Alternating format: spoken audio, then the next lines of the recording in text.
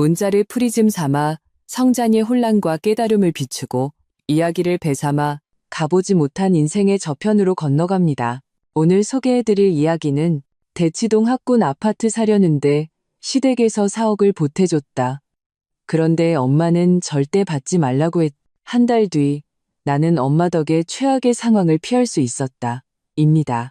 이 아파트 계약금과 중도금을 합쳐 10억이 필요했다. 우리가 가진 돈은 6억, 정확히 4억이 부족했다. 나는 입술을 깨물며 공인중개사 컴퓨터 화면에 뜬 숫자를 뚫어지게 쳐다봤다. 손가락은 무의식적으로 계산기를 눌러댔다. 몇 번 더 누르면 숫자가 줄어들기라도 할 것처럼 박시우 내 남편은 옆에 서서 미간을 찌푸리고 있었다. 통유리창으로 쏟아지는 햇살이 그의 옆 얼굴에 비쳐 굳게 담은 턱선을 드러냈다. 우리는 3개월 동안 학군지를 보러 다녔고 이 집이 가장 마음에 들었다. 강남 8학군의 핵심 최고 명문 초등학교와 중학교가 모두 도보 10분 거리에 있었다. 단지 환경도 훌륭했다. 하지만 가격도 가장 훌륭했다. 조금 더 기다릴까? 시우가 나지막이 속삭이며 내 손을 살며시 잡았다. 내년에 내가 승진하거나 다른 단지를 더 알아보는 건 어때? 나는 고개를 저었다. 키즈존에서 놀고 있는 민준이를 보았다. 5살 아들은 바닥에 웅크리고 안자레고를 조립하고 있었다. 햇살이 아이의 작은 얼굴에 금빛 해를 둘렀다. 내년이면 초등학교에 입학해야 한다. 이 아파트가 배정되는 대현 초등학교는 전국 최고 수준이다. 이 집으로 해요. 나는 단호하게 말하고는 중개인을 돌아봤다. 김 부장님, 잔금일까지 기간 좀 최대한 길게 잡아주세요. 일주일 안에 계약금 마련해 올게요. 중개사무소를 나서자 시우가 내 어깨를 감쌌다. 정은아, 4억은 작은 돈이 아니야. 우리 부모님께 손 벌릴 생각은 마. 내가 그의 말을 잘랐다. 우리 힘으로 해결하자. 말은 그렇게 했지만 자신이 없었다. 나와 시우는 평범한 직장인이었다. 나는 에듀테크 기업에서 교육 콘텐츠를 기획하고 그는 시중은행에서 대출 심사역으로 일한다. 우리가 모은 6억 중 4억은 지난 6년간 허리띠를 졸라매 모은 돈이었고 나머지 2억은 우리 엄마 아빠의 노후 자금이었다. 부족한 4억을 어디서 구한단 말인가. 집에 돌아오자마자 연락처를 뒤지며 돈을 빌릴 만한 친척과 친구들을 꼽아봤다. 대학 동기, 전 직장 동료, 사업하는 사촌 오빠는 최근에 큰 손해를 봤다고 했다. 머리를 쥐어뜯고 있는데 초인종이 울렸다. 어머님? 나는 현관에 서 있는 시어머니 김미숙 여사를 보고 깜짝 놀랐다. 샤넬 투피스에 에르메스 백을 든 모습이 주말에 아들네 집에 들른 게 아니라 무슨 파티에 가는 사람 같았다. 정은아, 어머님은 웃으며 집 안으로 들어섰다. 우리 민준이는? 할미가 레고 사왔는데 나는 아이방 쪽으로 턱짓을 했다. 마음속은 의아함으로 가득했다. 평소에 발걸음도 안 턴 시어머니가 왜 하필 시우가 야근하는 오늘 갑자기 찾아오셨을까? 어머님은 선물을 내려놓고 아이방으로 가는 대신 소파에 앉았다. 그리고는 자기 옆자리를 툭툭 쳤다. 이리 와 앉아라. 할 말이 있다. 나는 불안한 마음으로 자리에 앉았다. 어머님은 가방에서 서류 봉투 하나를 꺼내 내 앞으로 밀었다. 너희 대현초 학군 아파트 본다며 4억이 부족하다면서. 눈이 휘둥그레졌다. 어떻게 아셨어요? 시우가 아버님한테 슬쩍 얘기했지. 어머님은 웃으며 봉투를 열어 수표 한 장을 꺼냈다. 여기 4억이다. 보태 써라. 나는 수표에 찍힌 4억 원이라는 글자를 보며 머리가 띵했다. 정확히 우리가 부족했던 액수였다. 이걸 어떻게? 나는 말을 더듬었다. 한 가족끼리 뭘 그래? 어머님은 내 손을 토닥였다.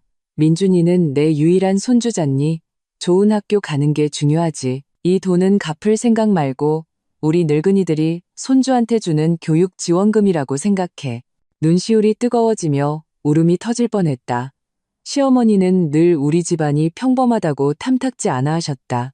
결혼할 때도 예단비로 겨우 3천만 원을 주셨고 신혼집 전세금도 우리 집에서 절반을 보탰다. 그런데 오늘 갑자기 어쩌자고 이렇게 통이 커지셨을까? 감사합니다, 어머님. 나는 수표를 꽉 쥐었다. 지금 바로 중개사님께 전화해서 계약 잡을게요. 뭘 그리 서둘러? 어머님이 나를 제지했다. 내일 시우랑 같이 가거라. 아, 그리고 그녀는 목소리를 낮췄다. 이거 너희 엄마한테는 말하지 마라. 그분 괜히 생각 많아지는 거 알지? 나는 고개를 끄덕였다. 그 이상한 당부를 전혀 신경 쓰지 않았다. 4억이라니. 민준이가 최고의 학교에 갈 수 있게 됐다. 시어머니가 돌아간 후 나는 즉시 중개인에게 전화해 집을 잡아달라고 했다. 그리고는 신이 나서 친정으로 차를 몰았다. 엄마, 오선영 여사는 마당에서 화초에 물을 주고 계셨다. 내가 한바구음을 지으며 달려오자 물뿌리개를 내려놓으셨다. 무슨 일이야? 로또라도 맞았니? 로또보다 더 좋은 일이요. 나는 엄마를 와락 껴안았다. 엄마, 시어머니가 4억 주셨어. 민준이 학군 아파트 해결됐어. 엄마의 얼굴에서 미소가 싹 가셨다. 4억? 김 여사님이? 네, 민준이 교육지원금이라고 갚지 않아도 된대요. 나는 신나서 한 바퀴 빙 돌았다. 내일 바로 계약하러 가요. 엄마는 내 손목을 꽉 잡았다. 어찌나 힘을 주셨는지 깜짝 놀랄 정도였다. 그 돈 받으면 안 된다. 나는 멍해졌다. 왜요? 엄마는 나를 집 안으로 끌고 들어가 문을 닫았다. 그리고는 목소리를 아주 낮게 깔았다. 내 시댁이 갑자기 저렇게 통 크게 나오는 건 분명히 무슨 꿍꿍이가 있는 거야. 그 집에서 처음에 내 친정 가난하다고 얼마나 무시했는지 잊었어? 나는 엄마의 손을 뿌리쳤다. 엄마, 왜 사람을 그렇게 나쁘게만 보세요? 다 민준이를 위해서 그러시는 거잖아요. 정은아, 엄마의 표정이 심각해졌다. 내가 듣기로 내 시댁회사 요즘 자금 사정이 아주 안 좋다고 하더라. 내 시아버지가 지난주에도 돈 빌리러 사람들을 만나고 다녔대. 그런 마당에 갑자기 4억을 너희한테 준다는 게 이상하지 않니?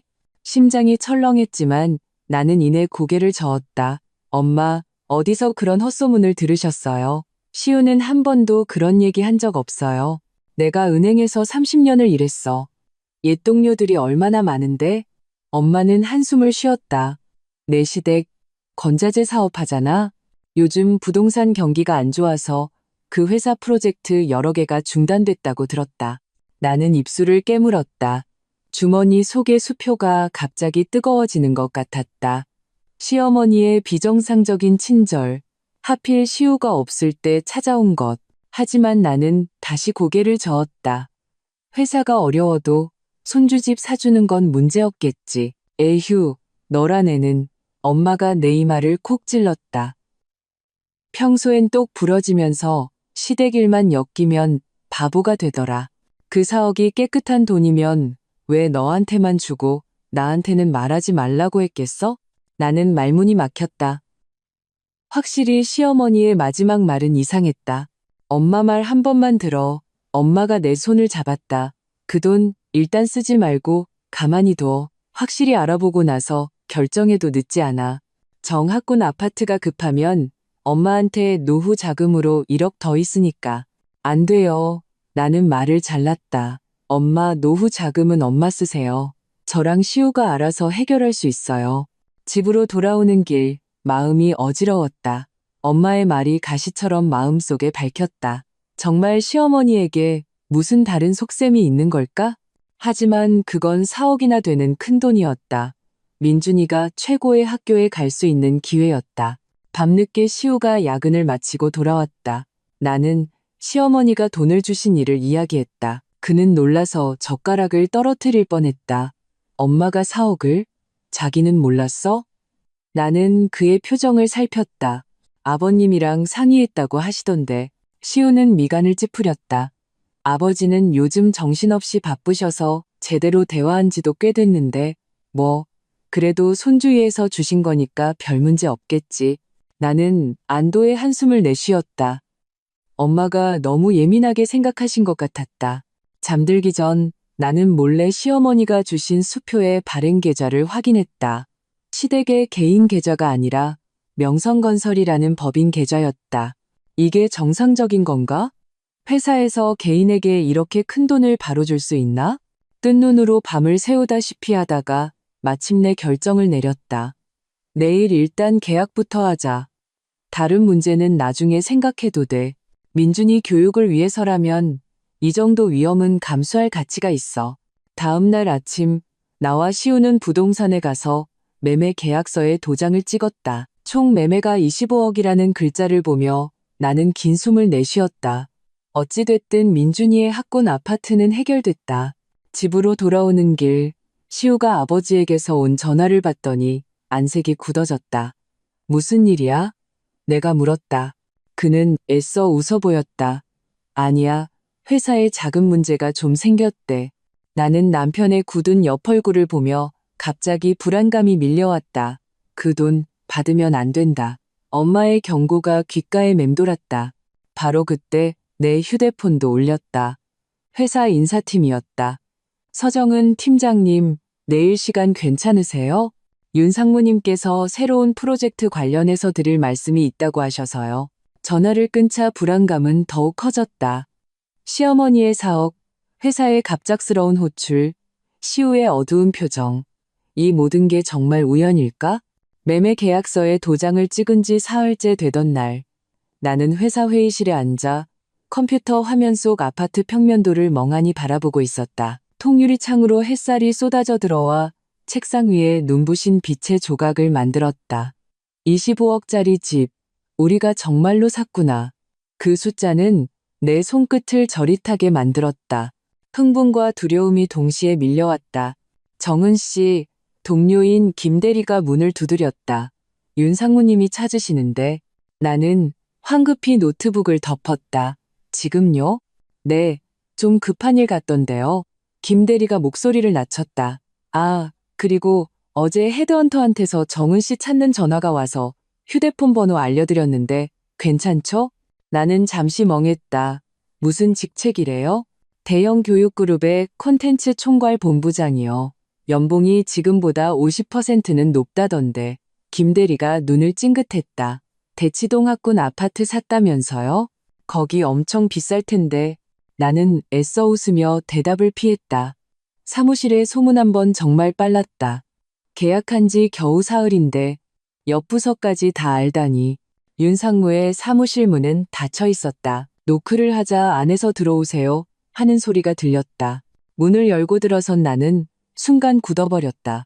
윤상무뿐만 아니라 회사 대표님과 인사총괄 이사님까지 앉아 있었다. 세 사람의 표정은 심각했고 앞에는 서류 몇 부가 펼쳐져 있었다. 서 팀장, 앉아요. 윤상무가 맞은편 의자를 가리켰다. 그는 40대 초반의 남자로 지난달 우리 회사의 낙하산으로 내려와 콘텐츠 개발 부문을 총괄하는 내 직속 상관이었다. 자리에 앉아 손바닥에서 땀이 나기 시작했다. 이런 분위기는 평범한 업무 회의가 아니었다. 최근에 새로 집을 샀다고 들었어요. 윤 상무가 단도직입적으로 말했다. 심장이 쿵 내려앉았다. 네, 아이 학교 때문에요. 대연초 학군으로요? 대표님이 끼어들었다. 거기 집값 만만치 않을 텐데. 나는 고개를 끄덕였다. 그들이 왜 내 사생활에 이렇게까지 관심을 갖는지 이해할 수 없었다. 다름이 아니라 인사이사님이 서류 한 부를 내 쪽으로 밀었다. 최근 회사 조직 개편이 진행 중입니다. 서 팀장이 이끄는 혁신 콘텐츠 팀은 윤 상무님이 직접 관리하는 핵심 콘텐츠 본부로 흡수 통합될 예정입니다. 나는 서류를 펼쳐 훑어보았다. 그리고 즉시 상황을 파악했다. 이른바 흡수 통합이란 실질적으로 내 팀을 해체하고 나를 평팀원으로 강등시키겠다는 의미였다. 연봉도 30% 삭감이었다. 왜죠? 나는 고개를 들어 따져 물었다. 저희 팀은 상반기 고객 만족도 조사에서 전사 1위를 했습니다. 회사 전략의 변화입니다. 윤상무는 표정 변화 없이 말했다. 물론 받아들이지 않을 수도 있습니다. 근로계약서에 따라 위로금을 받고 퇴사하는 선택지도 있고요. 알겠습니다. 나는 차갑게 그의 말을 끊었다. 사무실을 나와 곧장 화장실로 향했다. 문을 잠그고 차가운 물로 달아오른 얼굴을 씻었다. 거울 속 여자의 눈은 붉게 충혈되어 있었다. 주택담보대출의 압박이 시작되자마자 수입이 줄어들게 되다니 이게 무슨 블랙 코미디란 말인가. 휴대폰이 진동했다. 시우에게서 온 문자였다. 오늘 저녁에 부모님 댁에서 식사하자고 하시네. 상의할 일이 있으시다고. 나는 이 메시지를 멍하니 바라봤다. 엄마의 경고가 떠올랐다. 갑자기 식사를 하자고? 그것도 상의할 일이 있다고? 너무나 불안한 우연의 일치였다. 퇴근할 때 김 대리가 나를 붙잡았다. 얘기 잘 됐어요? 나는 고개를 저었다. 강등됐어요. 뭐라고요? 그녀가 눈을 동그랗게 떴다. 학군 아파트 샀다는 이유로요? 이건 너무하잖아요. 그것 때문은 아니에요. 내가 말을 잘랐다. 그냥 회사 조직 개편일 뿐이에요. 김 대리는 반신반의하는 표정이었다. 그 헤드헌터 자리 한번 알아볼래요? 듣자 하니 정은 C 프로젝트 경험을 아주 높게 평가한다던데. 다음에요. 나는 가방을 챙겨들었다. 지금은 일단 시댁에 가봐야 해서.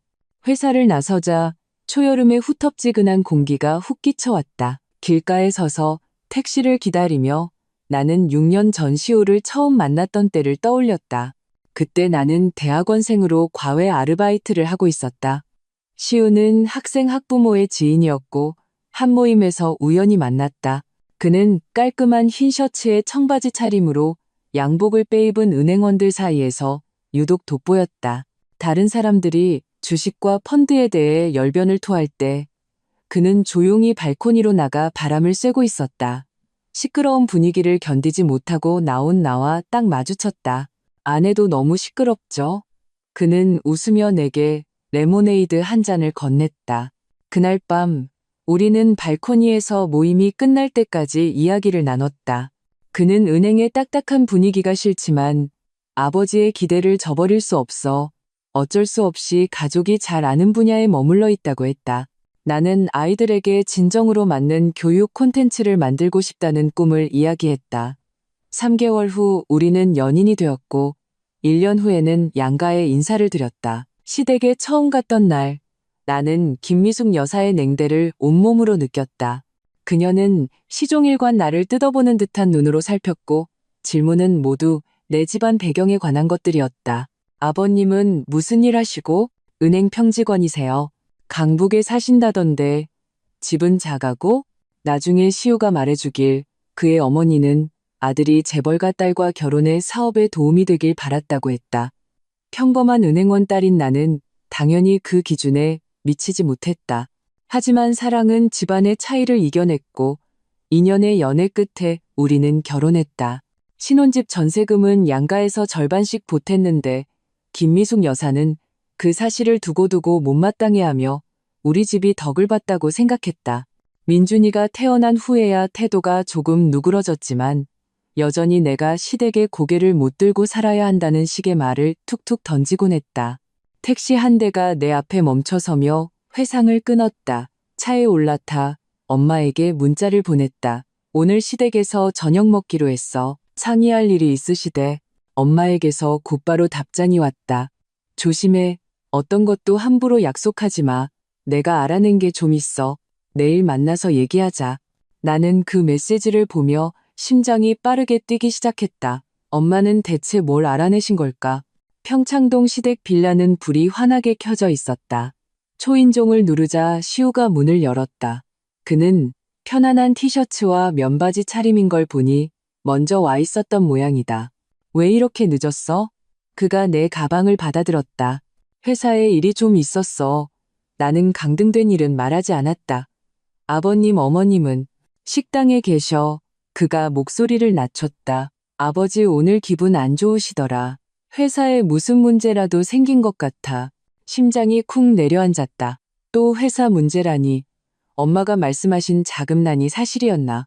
식당에서는 시어머니가 그릇을 놓고 있었고 시아버지 박상진 회장은 주석에 앉아 굳은 표정으로 휴대폰을 보고 있었다. 우리가 들어서는 것을 보고는 억지 미소를 지었다. 왔구나, 앉아라.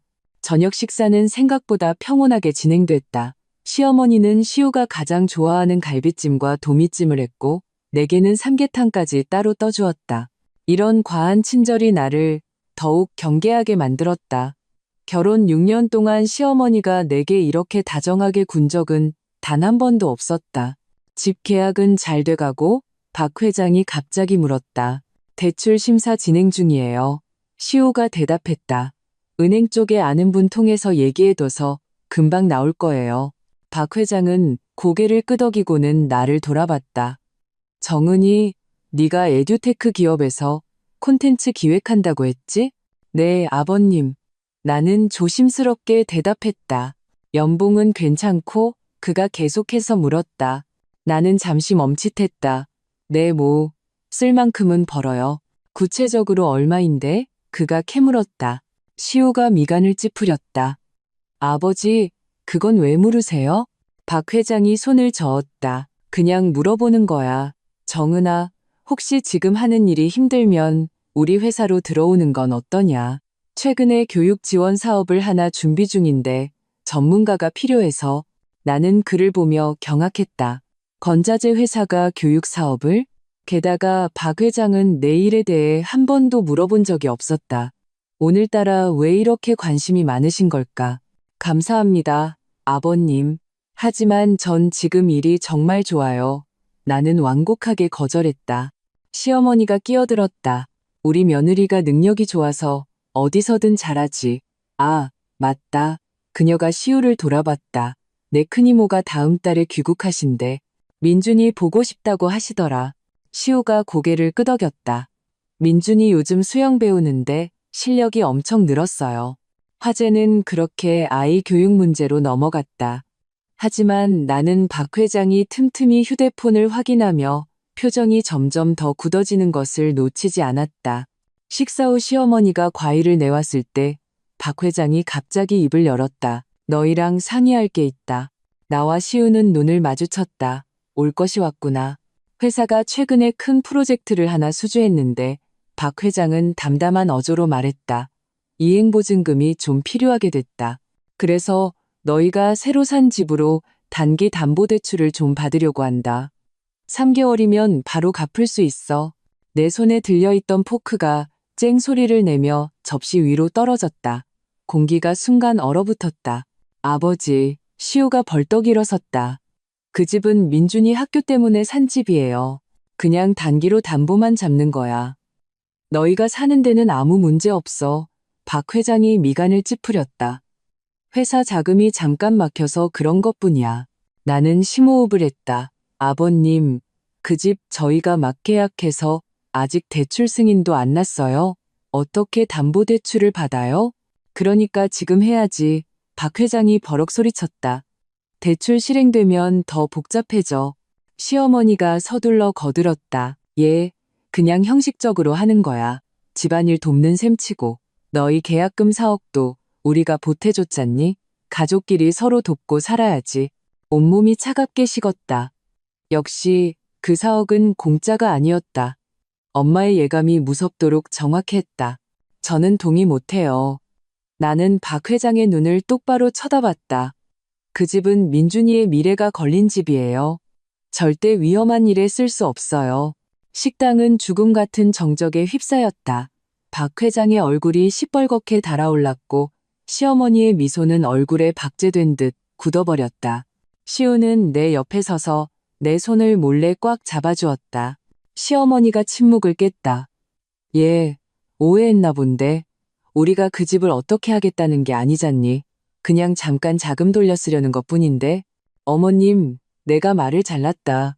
정말 회사 자금이 필요하시면 왜 아버님 어머님 사시는 이 집을 담보로 잡지 않으세요? 이 집이 훨씬 더 비싸잖아요.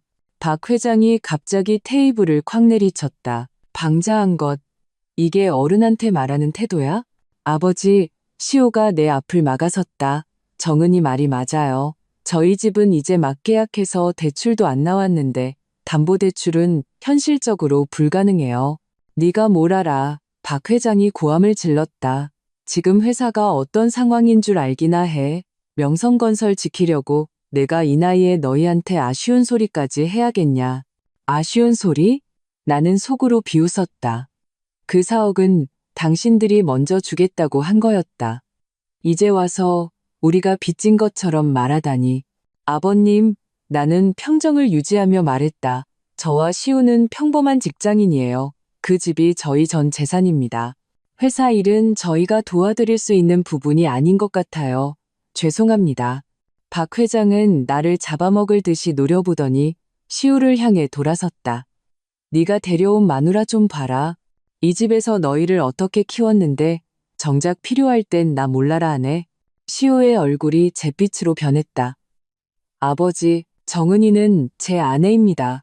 존중해 주세요. 그리고 집에 대한 건 저도 담보대출에 동의할 수 없습니다. 박 회장은 격분한 황소처럼 거친 숨을 몰아쉬었다. 시어머니가 급히 그를 부축했다. 여보, 진정해요. 의사 선생님이 혈압 높다고 했잖아요. 꺼져. 다들 내 집에서 당장 꺼져. 박 회장은 현관문을 가리켰다. 앞으로 이 집에서 단돈 10원도 받아갈 생각 마. 집으로 돌아오는 택시 안에서 나와 시우는 한마디도 하지 않았다. 집에 들어와 가사도우미 이모님이 민준이를 재운 것을 확인하고 나서야 우리는 거실 소파에 주저앉았다. 아버지, 대체 왜 저러시는 거야? 내가 나지막이 물었다. 회사에 정말 문제가 생긴 거야?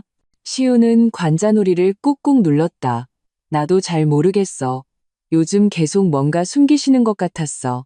밤늦게 전화 받으시는 일도 잦았고, 지난주에 서류 가지러 집에 들렀는데 서재에서 누구랑 언성을 높이시더라고.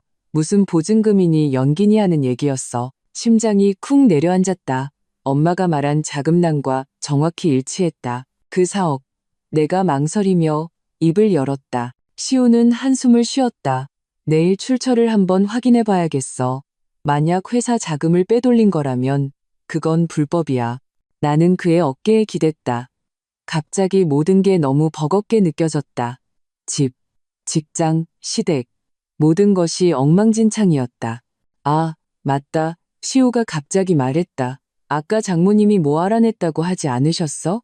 나는 고개를 저었다. 내일 만나봐야 알 것 같아. 잠시 망설이다 덧붙였다. 시댁 자금 사정이 안 좋을 수 있으니 그 4억 받지 말라고 하셨어. 시우는 씁쓸하게 웃었다. 이제 와서 그런 말 해봐야 이미 계약서에 도장 다 찍었는데. 그때 휴대폰이 울렸다. 엄마에게서 온 문자였다. 내일 오전 10시 우리 자주 가던 카페에서 보자. 매매 계약서랑 입금 확인증 전부 다 챙겨와. 아주 중요해. 나는 내라고 답장을 보내고 휴대폰을 껐다. 창밖에는 보름달이 차갑게 떠 있었다. 내일 엄마는 나에게 어떤 충격적인 사실을 알려주실까? 그 4억의 정체는 대체 무엇일까? 시우는 이미 잠들어 있었다. 여전히 미간을 찌푸린 채였다. 나는 그의 얼굴을 가만히 쓰다듬었다. 6년 전 발코니에서 내게 레모네이드를 건네주던 그 청년. 그때의 우리는 언젠가 이런 거친 가족의 폭풍우를 마주하게 될 거라고 상상이나 했을까? 엄마, 이거 확실해요? 어떻게 시우 씨 이름만 있을 수가 있어요? 나는 등기부등본을 쥔 손을 부들부들 떨었다. 너무 세게 쥔 탓에 종이 모서리가 이미 구겨져 있었다. 카페의 조명이 어두워 서류를 눈앞에 바싹 갖다 대고 다시 확인해야 했다. 흰 종이 위, 검은 글씨.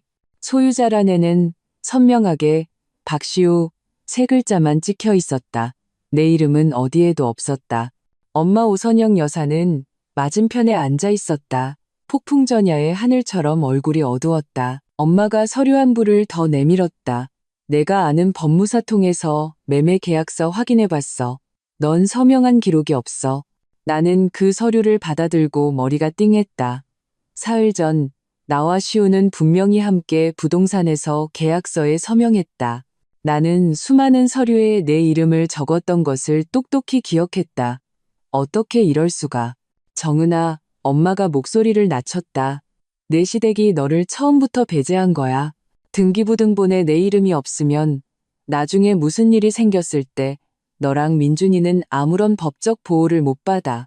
가슴이 답답했다. 마치 명치를 세게 맞은 것 같았다. 25억짜리 집, 내 돈 6억이 들어갔는데 내 이름 석자 올리지 못하다니. 시우는 이 사실을 알고 있었을까?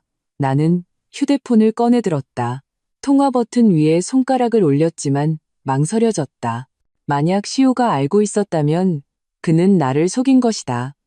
만약 모르고 있었다면 대체 누가 이런 짓을 한 걸까? 일단 진정해. 엄마가 내 손을 제지했다. 시댁에서 갑자기 4억을 내주고 등기부등본에 시우 이름만 올린 건 절대 간단한 문제가 아니야. 내 은행 동료 말이 내 시댁 회사에서 최근에 거액의 자금이 오간 정황이 있대.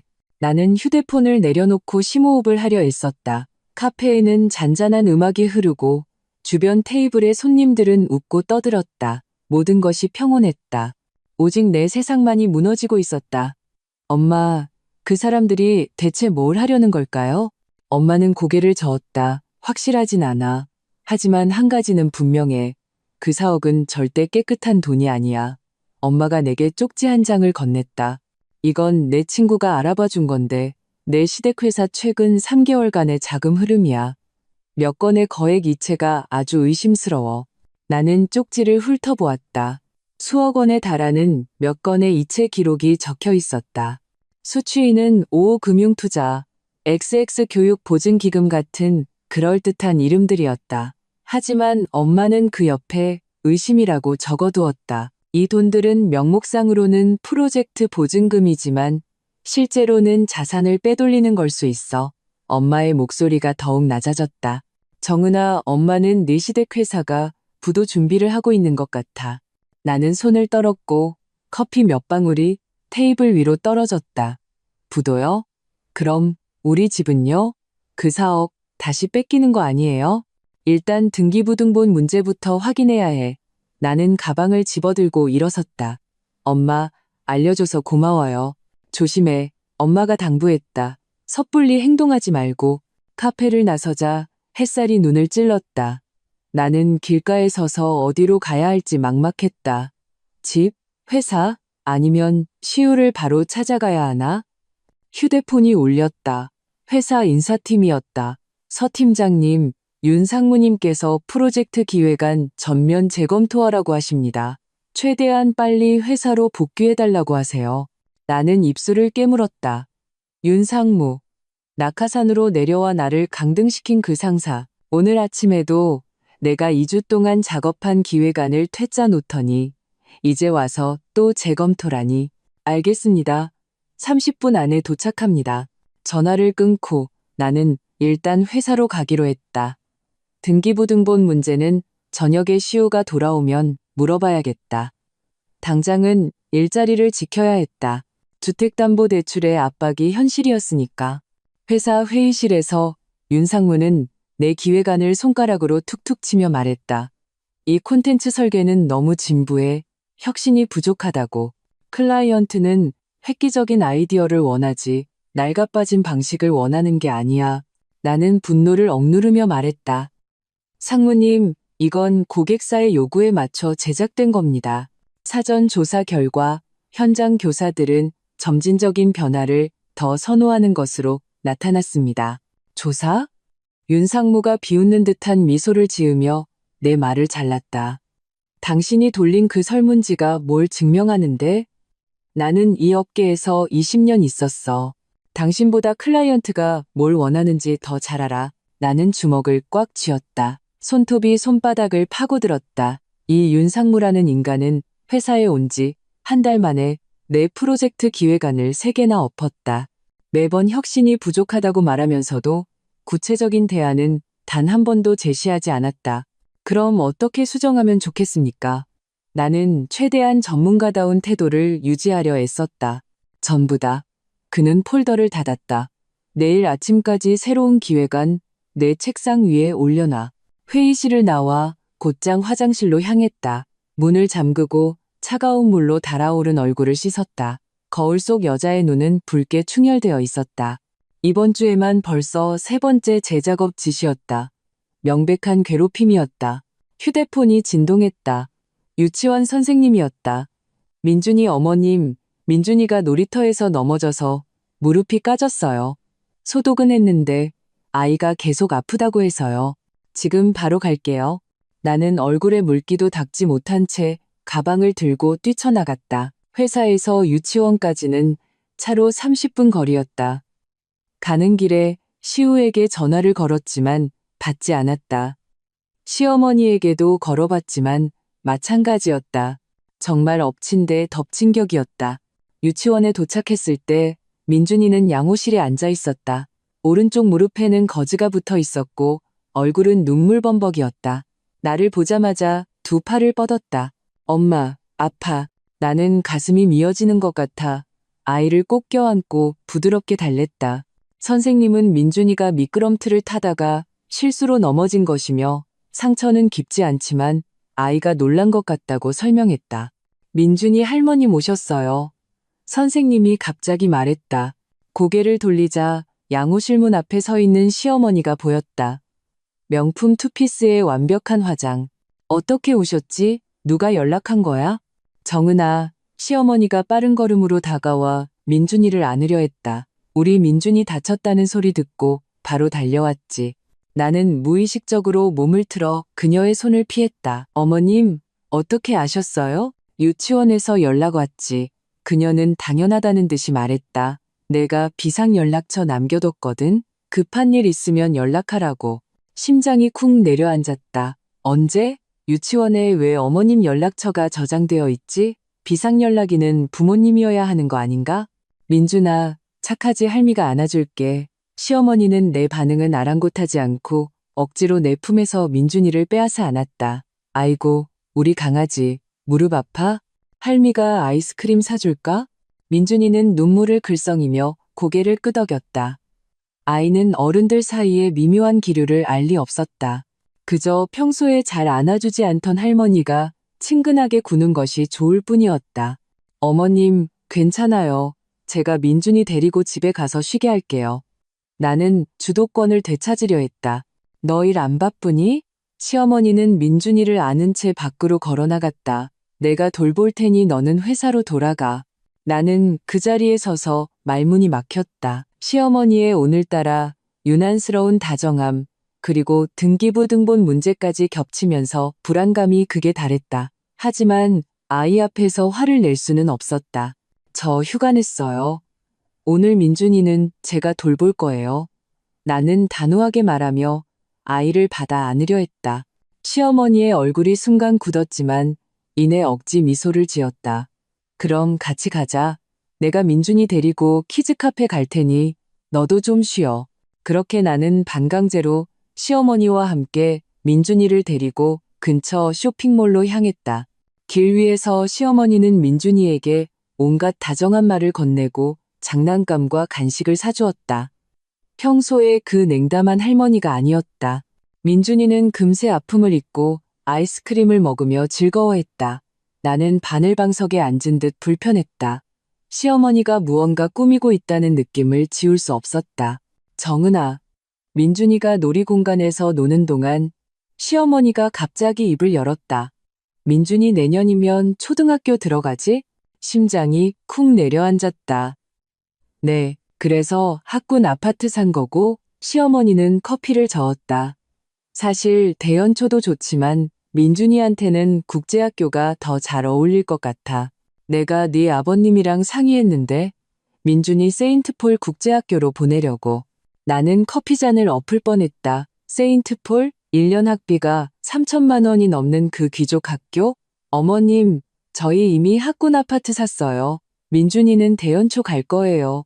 시어머니는 손을 저었다. 학군 아파트는 그냥 둬도 되잖아. 세인트폴은 유치원부터 고등학교까지 쭉 이어져 있어서 졸업하면 바로 유학 보내기도 좋고 얼마나 편하니. 학비는 우리가 다 내줄게. 나는 컵을 쥔 손에 힘을 주었다. 손가락 마디가 하얘졌다.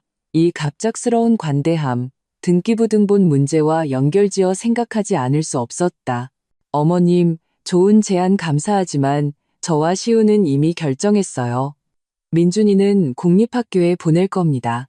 시어머니의 표정이 변했다.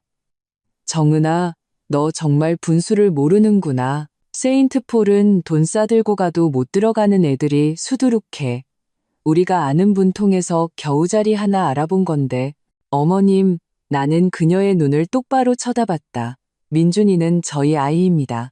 교육 문제는 저와 시우가 결정할 일이에요. 시어머니는 눈을 가늘게 떴다. 그 익숙한 경멸의 표정이 다시 돌아왔다. 정은아, 가끔 널 보면 정말 이해가 안 돼. 시댁에서 너랑 내 아들한테 최고의 조건을 제공해주겠다는데 넌 꼭 우리가 무슨 해코지라도 하려는 것처럼 구는구나. 나는 대꾸하지 않고 일어나 놀이공간으로 민준이를 데리러 갔다. 이 대화는 더 이상 이어갈 필요가 없었다. 집으로 돌아오는 길, 민준이는 택시 뒷좌석에서 잠이 들었다. 나는 아이의 머리를 부드럽게 쓰다듬으며 혼란스러운 마음을 다잡았다. 시어머니는 왜 갑자기 민준이에게 저렇게 집착하는 걸까? 세인트폴 국제학교. 이게 등기부등본에 시우 이름만 올린 것과 무슨 관련이 있을까? 집에 도착하니 시우가 이미 와 있었다. 주방에서 라면을 끓이고 있었다. 우리가 들어서는 것을 보고 미안한 표정을 지었다. 미안, 휴대폰을 무음으로 해놔서 전화를 못 받았어. 민준이는 괜찮아? 응, 그냥 살짝 까진 거야. 나는 민준이를 소파에 눕히고 가사 도우미 이모님께 맡긴 뒤 시우를 침실로 끌고 들어갔다. 왜 그래? 그가 영문을 모르겠다는 표정으로 물었다. 나는 등기부등본을 꺼내 침대 위로 던졌다. 설명해봐. 왜 당신 이름만 있는지. 시우는 눈을 동그랗게 뜨고 등기부등본을 집어들었다. 이럴 리가 없는데? 우리 분명히 같이 서명했잖아. 그래, 분명히 같이 서명했지. 나는 냉소했다. 그런데 지금 등기부등본에는 당신 이름밖에 없어. 박시우 씨, 당신 부모님 대체 무슨 속셈이야? 그의 얼굴이 하얗게 질렸다. 그는 서류를 몇 번이고 뒤집어 보았다. 나 정말 몰랐어. 잠깐만. 중개사한테 전화해 볼게. 그가 휴대폰을 꺼내 들자 나는 그를 막아섰다. 연기하지 마. 당신 부모님이 처음부터 계획한 거지? 그 사억 공짜가 아니었던 거야. 그걸로 우리 집 가지고 장난치려는 거잖아. 시우의 손이 힘없이 떨어졌다. 정은아, 내 말 좀 들어봐. 무슨 말을? 당신은 몰랐다고? 시우 씨, 우리 결혼한 지 6년이야. 난 당신을 항상 믿었어. 그런데 지금 우리 공동의 재산인 집에 내 이름조차 없는데 내가 어떻게 당신을 믿어? 그는 침대 가장자리에 주저앉아 두 손으로 머리를 감쌌다. 아, 어쩌면 알 것도 같아. 나는 숨을 죽이고 그의 설명을 기다렸다. 계약하던 날 아버지가 나한테 따로 서류 몇 장에 서명하라고 하셨어. 대출에 필요한 추가 서류라고. 그땐 자세히 보지 못했어. 그의 목소리가 점점 작아졌다. 가슴이 커다란 돌에 짓눌리는 듯 숨이 막혔다. 그렇다면 박 회장은 처음부터 계획했던 것이다. 아들에게만 따로 서명하게 해서 집을 시우의 개인 재산으로 만든 것이다. 시우 씨, 나는 억지로 평정을 유지했다. 당신 부모님 자산 빼돌리고 있는 거 아니야? 회사 곧 부도나는 거 아니냐고? 그가 고개를 번쩍 들었다. 누가 그런 말을 해? 그게 중요한 게 아니야. 나는 그에게 다가섰다. 중요한 건 우리 집이 그 일에 휘말리게 되느냐는 거지. 그 4억은 대체 무슨 돈이야? 시우의 입술이 파르르 떨렸다. 나도 확실히는 몰라. 회사에 요즘 어려운 일이 있는 건 맞지만 아버지가 해결할 수 있다고 하셨어. 어떻게 해결하는데? 내가 다그쳤다. 우리 집 담보로? 그는 침묵했다. 그 어떤 대답보다도 끔찍한 침묵이었다. 나는 옷장으로 돌아서서 짐을 싸기 시작했다. 정은아, 시우가 당황해서 소리쳤다. 뭐 하는 거야? 민준이 데리고 며칠 엄마 집에 가 있을 거야. 나는 냉정하게 말했다. 생각할 시간이 필요해. 안 돼, 가지 마. 그가 내 손목을 잡았다. 일이 그렇게 나쁘진 않아. 내가 해결할게. 어떻게 해결할 건데? 나는 그의 손을 뿌리쳤다. 시우 씨, 당신 부모님은 이미 우리 머리 꼭대기에서 우리를 조종하고 있어. 등기부등본, 국제학교. 그 사람들은 나랑 민준이까지 전부 손에 넣으려고 하고 있다고. 시우는 그 자리에 못 박힌 듯 서 있었다. 그의 눈에는 고통과 갈등이 서려 있었다. 나는 그를 보았다. 6년간 한 침대에서 잠든 남편이 너무나 낯설게 느껴졌다. 3일만 줘. 그가 마침내 입을 열었다. 내가 모든 걸 알아보고 당신한테 제대로 설명할게. 나는 짐을 싸던 손을 멈췄다. 지금 무작정 민준이를 데리고 친정으로 가는 것이 최선은 아니었다. 나에게는 더 많은 정보와 증거가 필요했다. 좋아, 3일. 나는 그의 눈을 똑바로 쳐다봤다. 대신 한 가지만 약속해. 뭔데? 무슨 일이 있어도 민준이의 양육권과 교육 문제는 반드시 우리 둘이 결정하는 거야. 당신 부모님이 아니라. 그는 진지하게 고개를 끄덕였다. 약속할게. 밤에 민준이가 잠든 후 나는 몰래 엄마에게 전화를 걸어 오늘 있었던 일을 모두 이야기했다. 그럴 줄 알았어. 엄마의 목소리에는 차가움이 묻어 있었다. 정은아, 넌 최악의 상황을 대비해야 해. 내가 내일 아는 변호사 친구한테 가서 상담받아 볼게. 너는 그쪽에서 최대한 증거를 모아. 전화를 끊고 나는 발코니에 서서 밤하늘의 별을 바라보았다. 3일. 시우는 3일의 시간을 달라고 했다. 그 3일 동안 나는 민준이를 위해 그리고 나 자신을 위해 모든 준비를 마쳐야 한다. 등 뒤에서 발소리가 들렸다. 시우가 내 옆으로 다가와 따뜻한 우유 한 잔을 건넸다. 좀 마셔. 오늘 너무 힘들었잖아. 나는 컵을 받아들었지만 마시지는 않았다. 한때 무조건적으로 신뢰했던 남편. 이제는 그가 주는 음식조차 쉽게 입에 댈 수 없었다. 이 변화가 내 마음을 칼로 베는 듯 아팠다. 새벽 햇살이 커튼 틈으로 스며들었다. 눈을 뜨자 시우가 자던 쪽에 침대는 비어 있었다. 휴대폰을 보니 시간은 6시 15분. 읽지 않은 메시지가 한 통화 있었다. 회사에 급한 일이 생겨서 먼저 나갈게. 사랑해. 나는 마지막 두 글자를 몇 초간 바라보다가 휴대폰을 내려놓았다.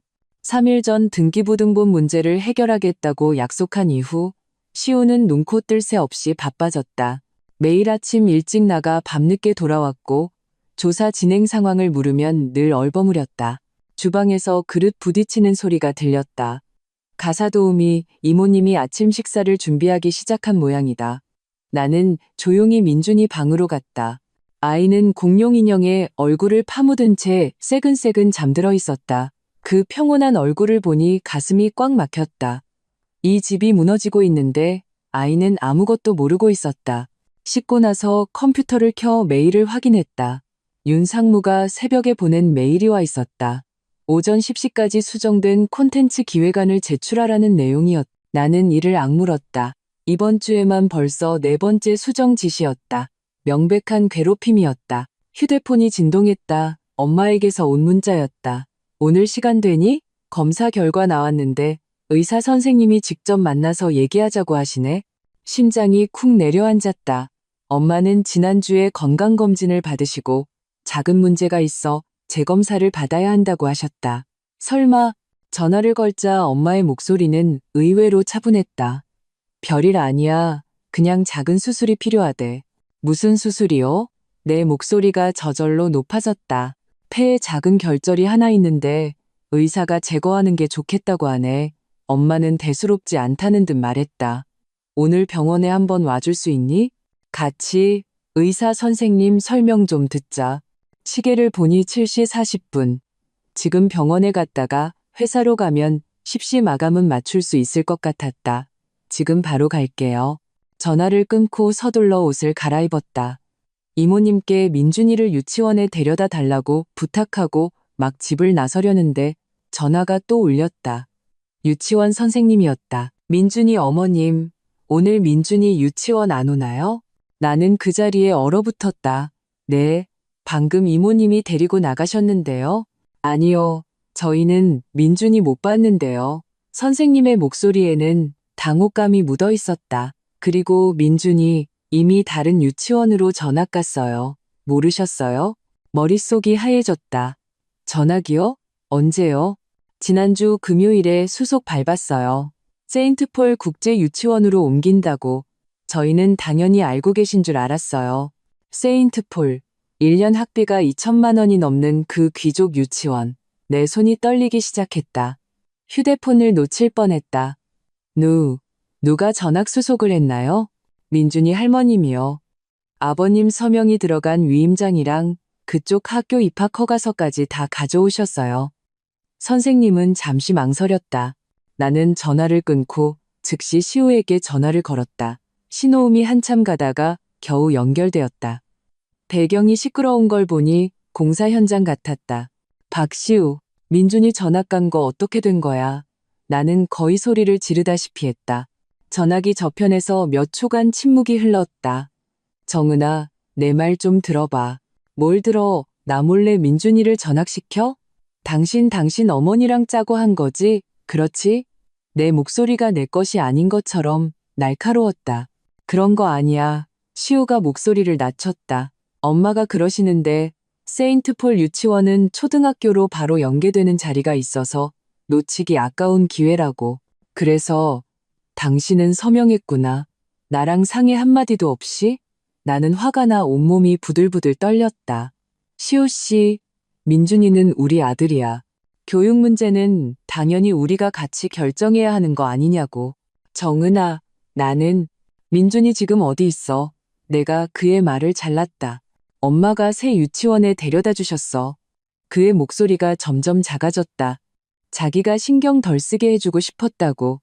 나는 그대로 전화를 끊었다. 차 키를 들고 집을 뛰쳐나갔다.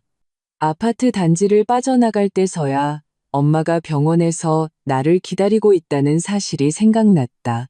잠시 고민했지만 나는 민준이를 먼저 찾고 병원으로 가기로 결심했다. 세인트폴 국제유치원은 강남 부촌에 위치해 있었다. 금빛으로 번쩍이는 정문이 위용을 과시했다. 경비원이 나를 막아서며 방문 기록을 요구했다. 나는 민준이의 이름과 반을 댔다. 그는 명단을 확인하더니 그런 아이는 없다고 고개를 저었다. 그럴 리가 없어요. 오늘 막 전화가 왔단 말이에요. 내 목소리가 떨렸다. 할머니 김미숙 여사님이 데리고 오셨어요. 경비원은 김미숙이라는 이름을 듣자 태도가 즉시 바뀌었다. 아, 명성건설 댁 손주 말씀이시군요. VIP 반입니다. 본관 뒤편 하얀색 건물로 가보세요. 하얀색 건물 입구에서 나는 또 다른 교사에게 제지당했다. 방문 목적을 설명하자 그녀는 의심스러운 눈으로 나를 훑어보았다. 박민준 학생 어머님이시라고요? 서류상에는 어머님 성함이 서정은님으로 되어 있는데요. 내가 바로 그 엄마예요. 나는 거의 무너질 지경이었다. 내 아들 어디 있냐고요. 여교사는 내 기세에 놀라 서둘러 나를 안으로 안내했다. 두꺼운 카펫이 깔린 복도를 지나자 익숙한 민준이의 웃음소리가 한 교실 문틈으로 새어나왔다. 문을 열자 민준이가 낯선 아이들 사이에 앉아 있었다. 앞에는 전부 영어로 된 그림책이 펼쳐져 있었다. 김미숙 여사는 교실 뒤편에 앉아 화려한 옷차림의 다른 학부모들과 소곤거리고 있었다. 엄마, 민준이가 나를 보고 기쁘게 달려왔다. 나는 웅크리고 앉아 아이를 꽉 껴안았다. 아이에게서 나는 익숙한 베이비 워시 향기를 맡자 눈시울이 뜨거워졌다. 정은아, 등 뒤에서 시어머니의 목소리가 들려왔다. 명백한 불쾌감이 섞여 있었다. 네가 여긴 어쩐 일이니? 나는 일어나 민준이를 내 등 뒤로 숨겼다. 어머님, 이게 무슨 짓이세요? 제 허락도 없이 민준이를 전학시키다니요.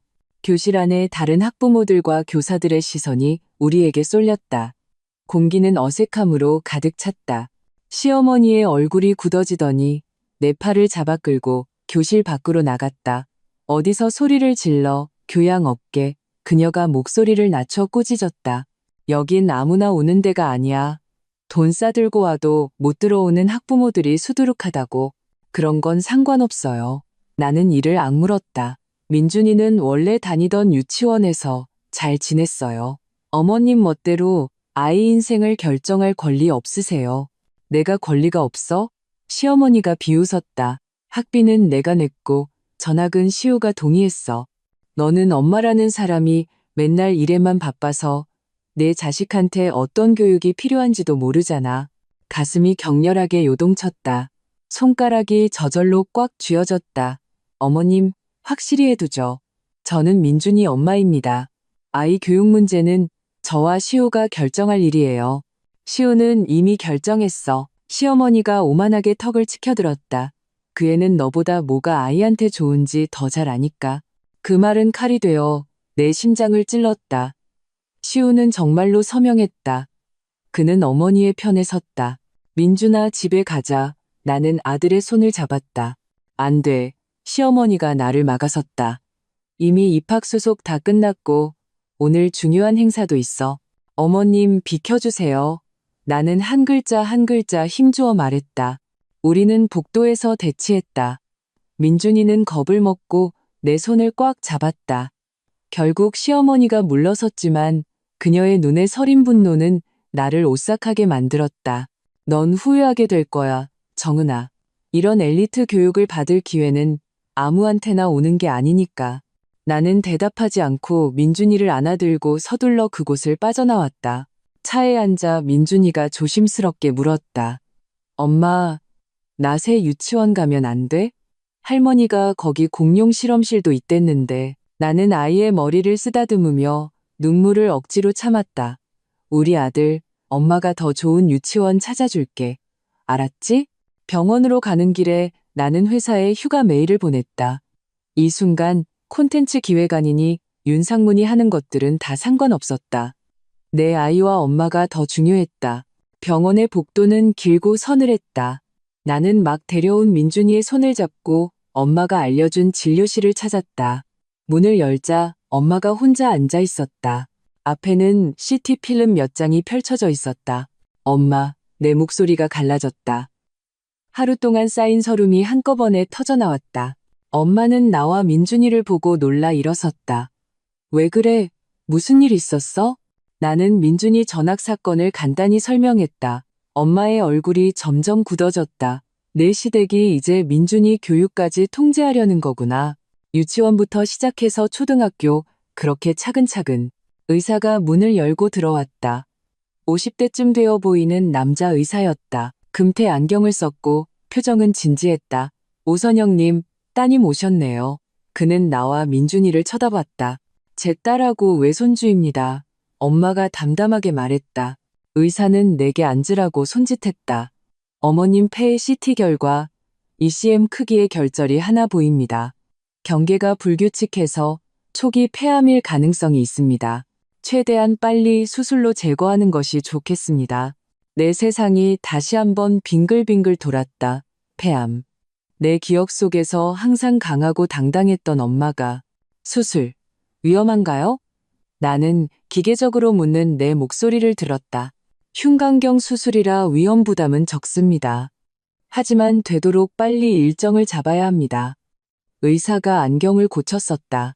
수술 후 조직 검사 결과가 나와야 정확한 후속 치료 계획을 세울 수 있습니다. 나는 멍하니 고개를 끄덕였다. 의사의 말이 마치 젖빛 유리 너머에서 들려오는 것처럼 희미했다. 엄마가 내 손을 잡았다. 따뜻하고 마른 감촉이 나를 현실로 끌어당겼다. 걱정 마. 초기에 발견하면 완치율 높아. 엄마는 마치 아픈 사람이 내가 아니라 자신인 것처럼 나를 위로했다. 병원을 나설 때는 이미 정오가 다 되어서였다. 나는 엄마에게 수술 전까지 우리 집에 와서 함께 지내자고 고집했지만 엄마는 거절했다. 너는 지금 나보다 더 급한 일이 있어. 엄마는 민준이를 거실에서 TV를 보게 하고 나를 침실로 끌고 들어갔다. 내 시댁은 이미 행동을 시작했어. 아이 교육을 통제하고 자산을 빼돌리고 너는 단단히 준비해야 해. 무슨 준비를요? 나는 씁쓸하게 웃었다. 시우 씨는 자기 엄마 편에 섰어요. 아이 전학시키는 것도 저한테 말 한마디 안 했다고요. 정은아, 엄마가 심각하게 나를 바라봤다. 내가 친구 통해서 알아봤는데 네 시댁 회사 부채가 자산을 초과해서 언제 부도가 나도 이상하지 않은 상태래. 그 4억은 아마 불법적으로 빼돌린 자금일 가능성이 커. 나는 숨을 헉 들이마셨다. 그럼 우리가 산 집은요? 돈의 출처가 불법이면 집은 압류될 수 있어. 엄마의 말은 나를 온몸이 얼어붙게 만들었다. 더 최악인 건 등기부등본에 시우 이름만 있어서 네가 권리 주장을 하기도 어렵다는 거야. 나는 침대에 주저앉았다. 시어머니가 왜 그렇게 민준이 교육에 집착했는지 이제야 알 것 같았다. 시댁이 파산하고 빚더미에 앉게 되더라도 손주의 엘리트 코스만은 지켜주고 싶었던 것이다. 저 어떡해요? 나는 중얼거렸다. 이렇게 무력감을 느낀 적은 없었다. 우선 증거를 모아. 엄마의 생각은 명확했다. 매매 계약서, 입금 확인증, 은행 거래 내역, 네가 돈을 냈다는 것과 그 4억의 출처를 증명할 수 있는 모든 자료를. 그 다음은요? 그 다음엔 변호사를 찾아야지. 엄마는 몇 번 기침을 하고 말을 이었다. 내 동창 중에 경제사범 전문 변호사가 있어. 도와줄 수 있을 거야. 나는 엄마의 창백하지만 굳건한 얼굴을 보았다. 내가 항상 소심하다고 생각했던 이 여인이 지금 이 순간 나의 유일한 버팀목이었다. 엄마, 수술. 내 수술은 다음 주로 미뤄도 괜찮아. 엄마가 손을 저었다. 지금은 네가 집과 아이를 먼저 지켜야 해. 오후에 엄마를 집에 모셔다 드린 후 나는 곧장 시호의 회사로 향했다.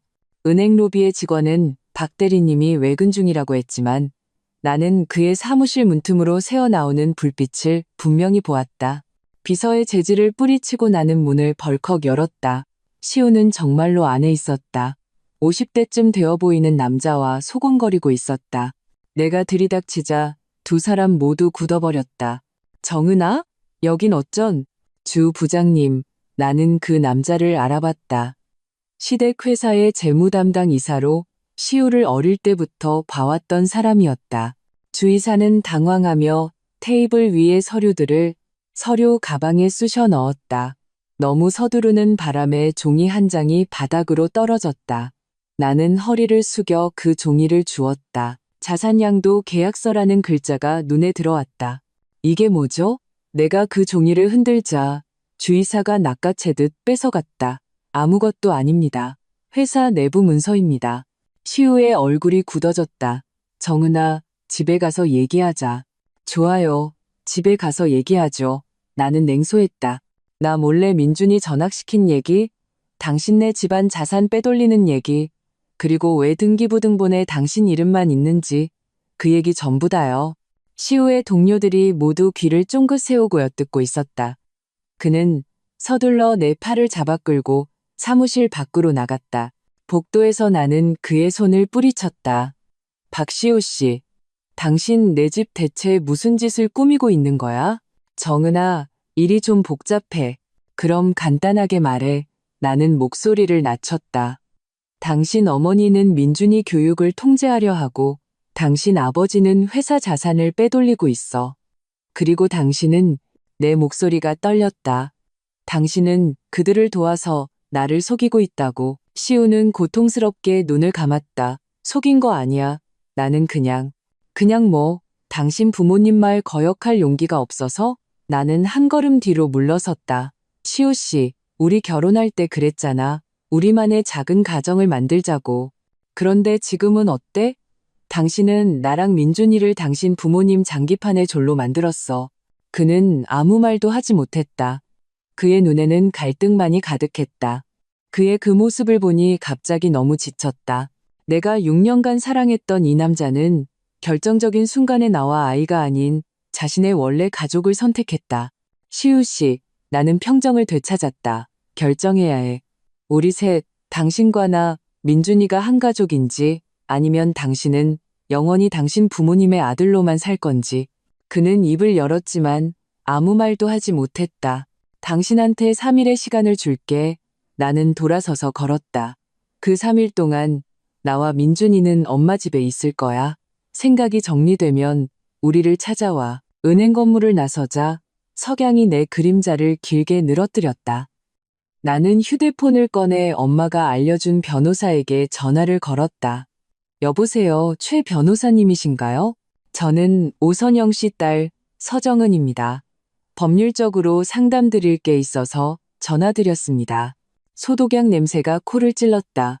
나는 병원 복도 플라스틱 의자에 앉아 수술실 문이 쪽에 붉은 등을 뚫어져라 쳐다봤다. 엄마가 들어간 지 벌써 2시간이 지났다. 간호사는 폐 수술은 보통 3, 4시간 정도 걸린다고 했다. 주머니 속 휴대폰이 진동했다. 시호에게서 온 문자였다. 장모님 간병인 필요한 거 엄마가 알아봐 주신대. 비용은 엄마가 내신다고? 나는 냉소하며 문자를 바로 삭제했다. 3일 전 민준이를 데리고 친정으로 온 이후 시어머니는 갑자기 살가워졌다. 매일 시우를 통해 온갖 호의를 전해왔다. 유명한 의사를 연결해주겠다. 특급 간병인을 소개해주겠다. 심지어는 내 부담을 덜어주기 위해 민준이를 잠시 자기 집에 맡기겠다고까지 했다. 내가 그 속셈을 모를 바보인 줄 아나. 엄마, 외할머니 언제 나와? 민준이가 내 옷소매를 잡아당겼다. 작은 얼굴에 불안감이 가득했다. 5살짜리 아이도 이 긴장된 분위기를 감지하는 모양이었다. 곧 나오실 거야, 우리 아들. 나는 아이의 머리를 쓰다듬었다. 배고파? 김 이모님이 밥 사러 가셨으니까 금방 오실 거야. 가사도우미 김 이모님은 내가 민준이를 돌보기 위해 임시로 고용한 분이었다. 엄마의 병이 확진된 후 내 삶은 믹서기에 던져진 것처럼 뒤죽박죽이 되었다. 병원, 회사, 유치원, 세 곳을 정신없이 오가고 밤에는 엄마가 말한 증거들을 정리해야 했다. 휴대폰이 또 울렸다. 이번에는 회사 인사팀이었다. 서 팀장님, 윤 상무님께서 휴가가 너무 잦다고 하시네요. 새로 맡으신 프로젝트는 김 대리에게 인수인계되었습니다. 나는 휴대폰을 꽉 쥐었다. 손가락 마디가 하얘졌다. 내가 사흘밤을 새워 만든 그 혁신적인 콘텐츠 프로젝트가 그렇게 빼앗겨 버렸다. 아픈 어머니를 간병하기 위해 겨우 3일 휴가를 냈다는 이유로. 알겠습니다. 나는 짧게 대답하고 전화를 끊었다. 복도 저편에서 발소리가 들렸다. 고개를 드니 시우가 보온병을 들고 빠른 걸음으로 다가오고 있었다. 그는 구겨진 셔츠 차림에 눈 밑에는 짙은 다크서클이 내려와 있었다. 나보다 더 초췌해 보였다. 정은아, 그가 나지막이 나를 불렀다. 그리고는 웅크리고 앉아 민준이와 눈을 맞췄다. 아들, 아빠가 너 좋아하는 새우만두 사왔는데. 민준이는 환호하며 보온병을 받아들었지만 나는 감동할 마음의 여유가 없었다. 여긴 어쩐 일이야? 시우는 씁쓸하게 웃었다. 장모님 수술 어떻게 되셨나 보러 왔지. 그리고 그는 민준이를 힐끗 쳐다봤다. 아들이랑 얘기도 좀 하고 싶어서. 3일이나 못 봤잖아. 나는 고개를 돌려 그의 말을 못 들은 척했다. 이 3일 동안 시어머니는 매일 민준이의 안부를 물었다. 손주가 보고 싶어서 아들을 보낸 것이 뻔했다. 수술 아직 좀 남았으니까 민준이 데리고 아래층 정원이라도 다녀와. 나는 결국 입을 열었다. 어른들 사이의 갈등이 어떻든 아이에게는 아빠가 필요했다. 시우는 고개를 끄덕이고 민준이의 손을 잡았다. 그들의 뒷모습을 보며 가슴이 먹먹해졌다. 우리 가족이 어쩌다 이렇게까지 됐을까. 수술실 등이 마침내 꺼지고 집도이가 걸어 나왔다. 마스크 위로 지쳤지만 만족스러운 눈빛이 보였다. 수술은 성공적입니다. 결절은 완벽하게 제거했습니다. 조직 검사 결과가 나오면 후속 치료 계획을 세우겠습니다. 나는 긴 숨을 내쉬며 다리에 힘이 풀려 주저앉을 뻔했다. 의사가 나를 부축했다. 걱정 마세요. 초기 폐암은 완치율이 아주 높습니다. 엄마는 마취에서 덜 깬 상태로 실려 나왔다. 얼굴은 종이처럼 창백했고 몸에는 여러 개의 관이 꽂혀 있었다. 나는 이동 침대를 따라 병실까지 거의 뛰다시피 했다.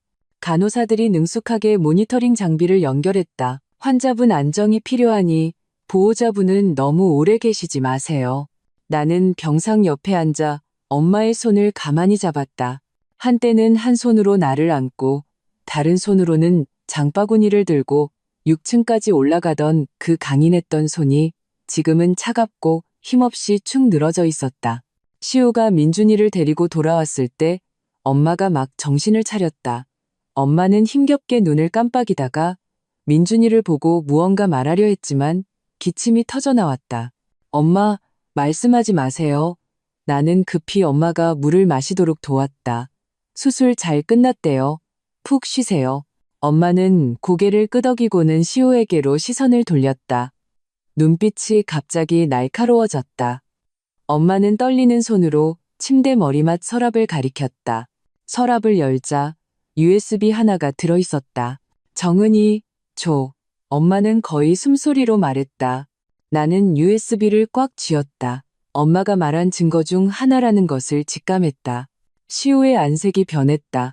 어머님 쾌차하셔야죠. 다른 건 신경 쓰지 마세요. 엄마는 눈을 감고 더 이상 그를 상대하지 않았다. 분위기가 어색해졌다. 민준이는 불안한 듯 내 다리에 기댔다. 내가 민준이 데리고 집에 가서 밥 먹일게. 시우가 침묵을 깼다. 저녁에 다시 데리러 올게. 됐어. 나 오늘 병원에서 잘 거야. 나는 고개를 저었다. 민준이는 김이모님이 돌봐주실 거야. 시우는 무언가 더 말하려다 말고 결국 민준이를 데리고 나갔다. 병실이 조용해졌다. 모니터링 장비의 삑삑 소리만이 규칙적으로 울렸다.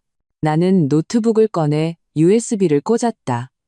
은행 거래 내역, 계약서, 녹음 파일 등 몇 개의 폴더가 있었다. 은행 거래 내역을 클릭하자 수많은 이체 기록이 나타났다. 최근 3개월간 명성건설에서 여러 유령 회사로 거액의 자금이 흘러들어간 내역이었다. 비고란에는 프로젝트 보증금 혹은 협력사 선급금이라고 적혀 있었다. 그중 4억 원이 이체된 날짜가 유독 눈에 익었다. 시어머니가 우리에게 집 사라고 돈을 주기 바로 전날이었다. 수취인은 신형교육 컨설팅이었다. 손이 떨리기 시작했다. 이게 바로 그 4억의 출처란 말인가. 엄마 말이 맞았다. 이 돈은 분명 문제가 있었다. 계속해서 파일을 살펴보던 중 박 회장 대화라는 이름의 음성 파일을 발견했다. 이어폰을 꽂고 재생했다. 잠시 잡음이 들리더니 두 남자의 대화가 흘러나왔다. 주 부장, 그 교육 기금 건은 처리됐나? 박 회장의 목소리였다. 네, 회장님. 지시하신 대로 신형 컨설팅 계좌로 옮겨두었습니다. 내일이면 바로 뺄 수 있습니다. 주 이사의 목소리였다. 계좌 추적 안 되게 깨끗하게 처리해. 요즘 감사가 깐깐해서 걱정 마십시오. 신형은 저희가 관리하는 곳이라 몇 번만 돌리면 자금 추적 불가능합니다. 그러다 주 이사가 잠시 망설였다. 하지만 교육기금 횡령은 형사처벌 대상입니다. 만에 하나. 뭐가 무서워. 3개월 안에 다시 채워 넣으면 그만이야. 박 회장은 대수롭지 않다는 듯 말했다. 은행 쪽에는 손 써뒀으니 아무도 조사 안 해. 녹음은 거기서 끝났다. 나는 의자에 못 박힌 듯 앉아 있었다. 온몸이 차갑게 식었다. 교육기금, 공금 횡령, 그 4억은 불법 자금이었다. 엄마의 희미한 목소리가 나를 현실로 돌려놓았다. 정은아, 들었니?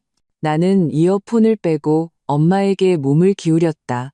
엄마, 이 녹음 파일은 어디서 나셨어요? 은행 옛 동료. 엄마는 힘겹게 말했다. 내 시댁, 곧 부도야. 자산 빼돌리는 중이고. 나는 엄마의 손을 꽉 잡았다. 엄마, 이제 말씀 그만하세요. 쉬셔야 해요.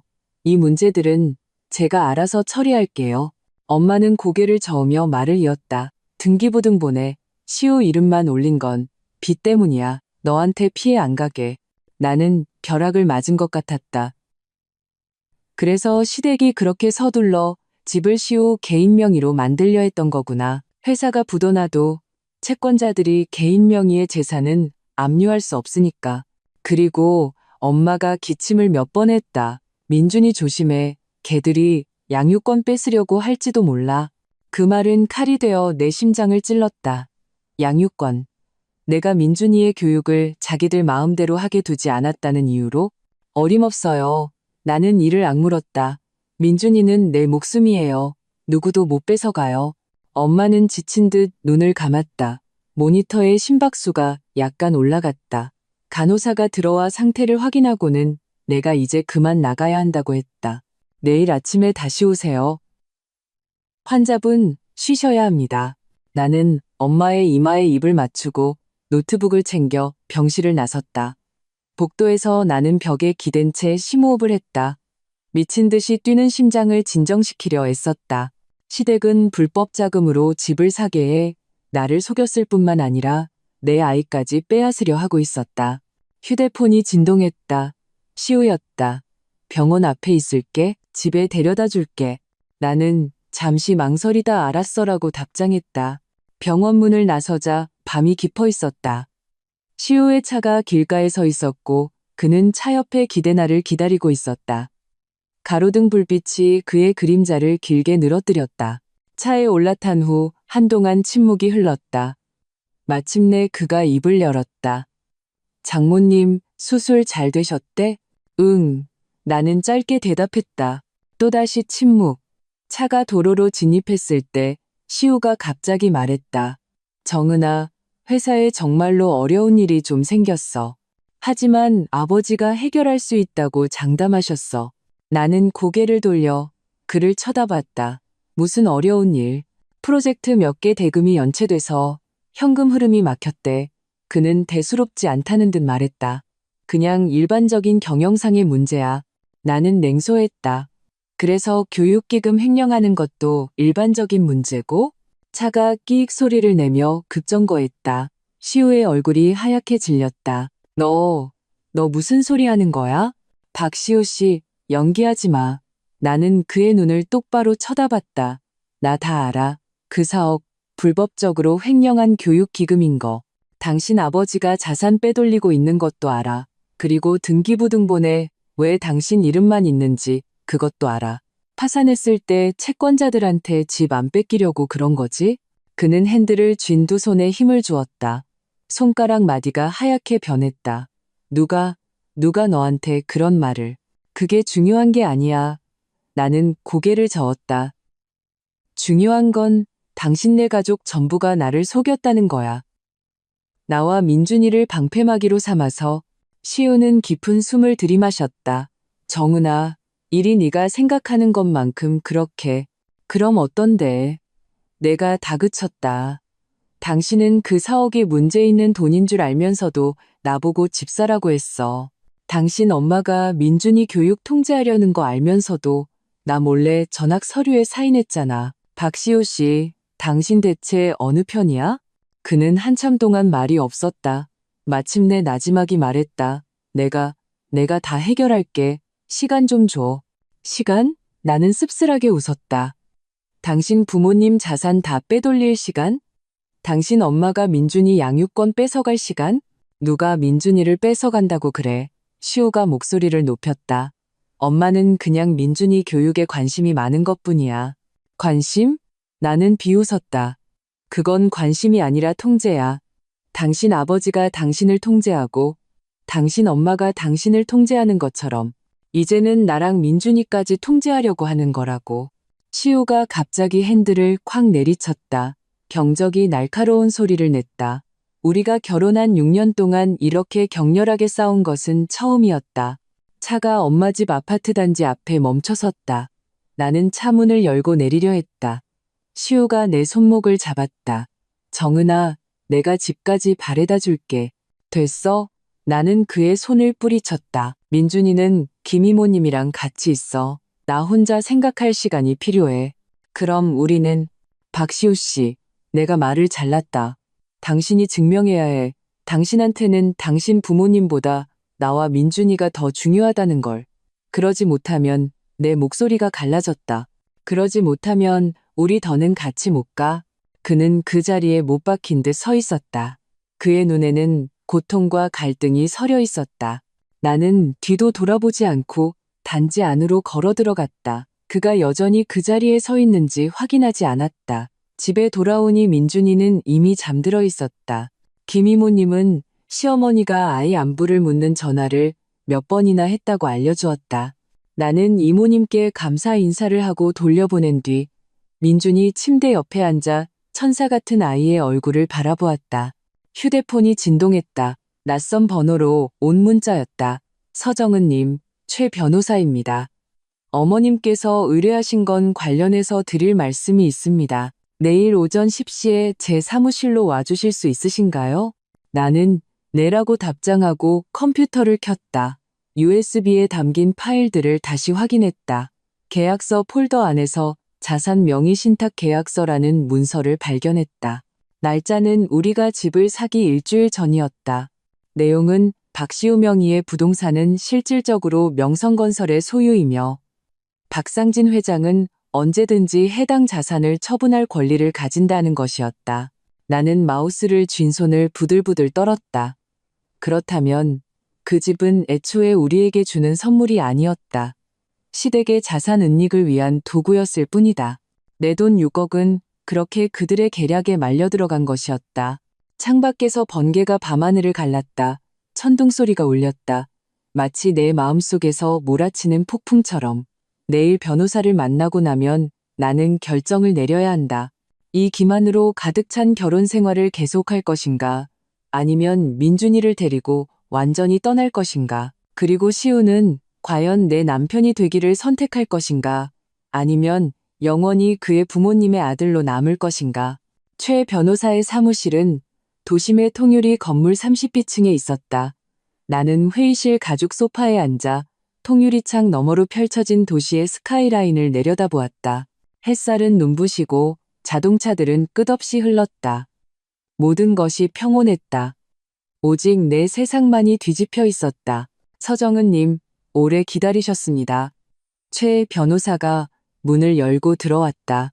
그의 손에는 서류철이 들려 있었다. 50대 초반에 그는 희끗희끗한 머리를 단정하게 빗어 넘겼고 금태 안경 너머의 눈은 매처럼 날카로웠다. 주신 자료들을 토대로 1차적인 분석을 마쳤습니다. 그가 자리에 앉으며 서류 한 부를 내 쪽으로 밀었다.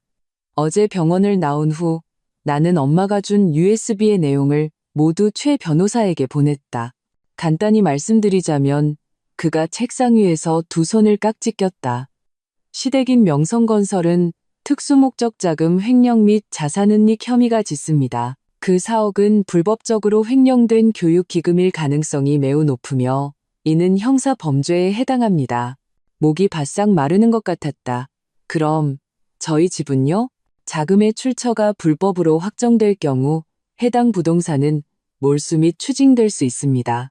최 변호사의 목소리는 차분했지만 한 글자 한 글자가 망치처럼 내리꽂혔다.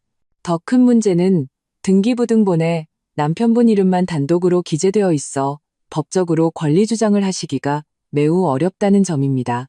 나는 주먹을 꽉 쥐었다. 손톱이 손바닥을 파고들었다. 25억짜리 집. 내 전 재산과 엄마의 노후 자금이 들어갔는데 내 이름 하나 없이 몰수될 수도 있다니. 집을 지킬 방법은 없나요? 내 목소리가 떨렸다. 최 변호사가 안경을 고쳐 썼다. 우선 그 4억이 불법 자금이라는 확증이 필요합니다. 그리고 본인이 투자한 자금이 합법적인 재산이라는 것을 증명해야 합니다. 은행 거래 내역이 있어요. 제 돈 6억의 출처를 증명할 수 있어요. 좋습니다. 그가 고개를 끄덕였다. 그리고 아까 들려주신 녹음 파일 외에 명성건설의 실제 재무제표 같은 추가적인 증거를 확보할 수 있다면 우리에게 훨씬 유리해질 겁니다. 나는 씁쓸하게 웃었다. 그건 너무 어려울 거예요. 시우 씨는 아버지 아들이긴 하지만 회사 핵심 경영에는 참여하지 않거든요. 남편분은 최 변호사가 잠시 망설였다. 이 사실들을 알고 계십니까? 나는 고개를 저었다. 최근에 관계가 많이 안 좋아요. 최 변호사가 한숨을 쉬었다. 가족 간의 분쟁이 사업 분쟁보다 훨씬 복잡합니다. 하지만 서정은님, 저는 남편분과 솔직하게 대화해 보시길 권합니다. 만약 시댁이 정말 파산 직전이라면 두 분이 함께 이 문제에 맞서야 합니다. 변호사 사무실을 나서자 햇살이 눈을 찔렀다. 나는 길가에 서서 어디로 가야 할지 막막했다. 회사? 엄마가 계신 병원? 아니면 집으로 돌아가 시우와 마주해야 하나? 휴대폰이 진동했다. 엄마에게서 온 문자였다. 중요한 증거 찾았다. 빨리 병원으로 와. 병원의 복도는 언제나처럼 길었고 소독약 냄새가 코를 찔렀다. 병실 문을 열자 엄마가 침대에 앉아 노트북을 하고 있었다. 며칠 전보다 혈색이 훨씬 좋아 보였다. 엄마, 좀 쉬셔야죠. 나는 가방을 내려놓고 의자를 끌어다 앉았다. 쉴 시간이 없어. 엄마가 노트북을 덮고 내게 녹음기 하나를 건넸다. 이거 들어봐. 재생 버튼을 누르자 잠시 잡음이 들리더니 박 회장과 시어머니의 대화가 흘러나왔다. 박 회장, 그 4억 다음 주까지는 다시 채워 넣어야 해. 안 그러면 감사해서 문제 생겨. 시어머니, 걱정 마세요. 다 계획해뒀으니까. 일단 그 돈으로 시운의 집 사주고 3개월 안에 그걸로 담보대출 받아서 메꾸면 돼요. 박 회장, 며느리 쪽은 문제 없겠어? 시어머니, 계약서에 손 좀 보면 그만이에요. 주 부장이 등기소에 아는 사람이 있어서 시우 단독 명의로 만드는 건 일도 아니래요. 박 회장, 나중에 걔가 알면 시끄러워지는 거 아니야? 시어머니, 시끄러울 게 뭐 있어요. 걔 통장으로도 배당금이 좀 들어갈 텐데 진짜 시끄럽게 굴면 자기도 공범이라고 같이 감방 가고 싶냐고 하면 되죠. 녹음이 끝났다. 나는 온몸을 부들부들 떨었다. 이것은 상상보다 훨씬 더 악랄했다. 그들은 처음부터 모든 것을 계획했다. 불법 자금으로 집을 사고 서류를 위조해 단독 명의로 만든 뒤 그걸 담보로 다시 돈을 빼내려 했다. 그리고 그 5천만 원으로 나를 협박할 준비까지. 엄마, 이 녹음 파일은 어디서 나셨어요? 나는 녹음기를 마치 구명줄처럼 꽉 쥐었다. 주 부장 와이프. 엄마의 눈에 묘한 빛이 스쳤다. 나랑 예전에 같은 부서 동료였어. 남편이 하는 짓 때문에 계속 불안해하더라. 어제 병문안 와서 이걸 주고 갔어. 나는 보물을 얻은 것 같았다. 이 녹음 파일만 있으면 적어도 내가 계획적으로 설계된 범죄의 피해자라는 것, 그 5천만 원이 나와 무관하다는 것을 증명할 수 있었다. 그리고 이거, 엄마가 머리맡 서랍에서 USB를 하나 더 꺼냈다. 여기엔 명성건설 최근 2년치 실제 재무제표가 들어있어. 주 부장이 몰래 백업해둔 거래. 고객 보증금 거의 200억 원을 횡령했고 대부분 신형 같은 유령 회사를 통해 빼돌렸어. 나는 USB를 받아들었다. 손바닥이 뜨거워졌다. 이것은 박 회장을 감옥에 보낼 수 있는 결정적인 증거였다.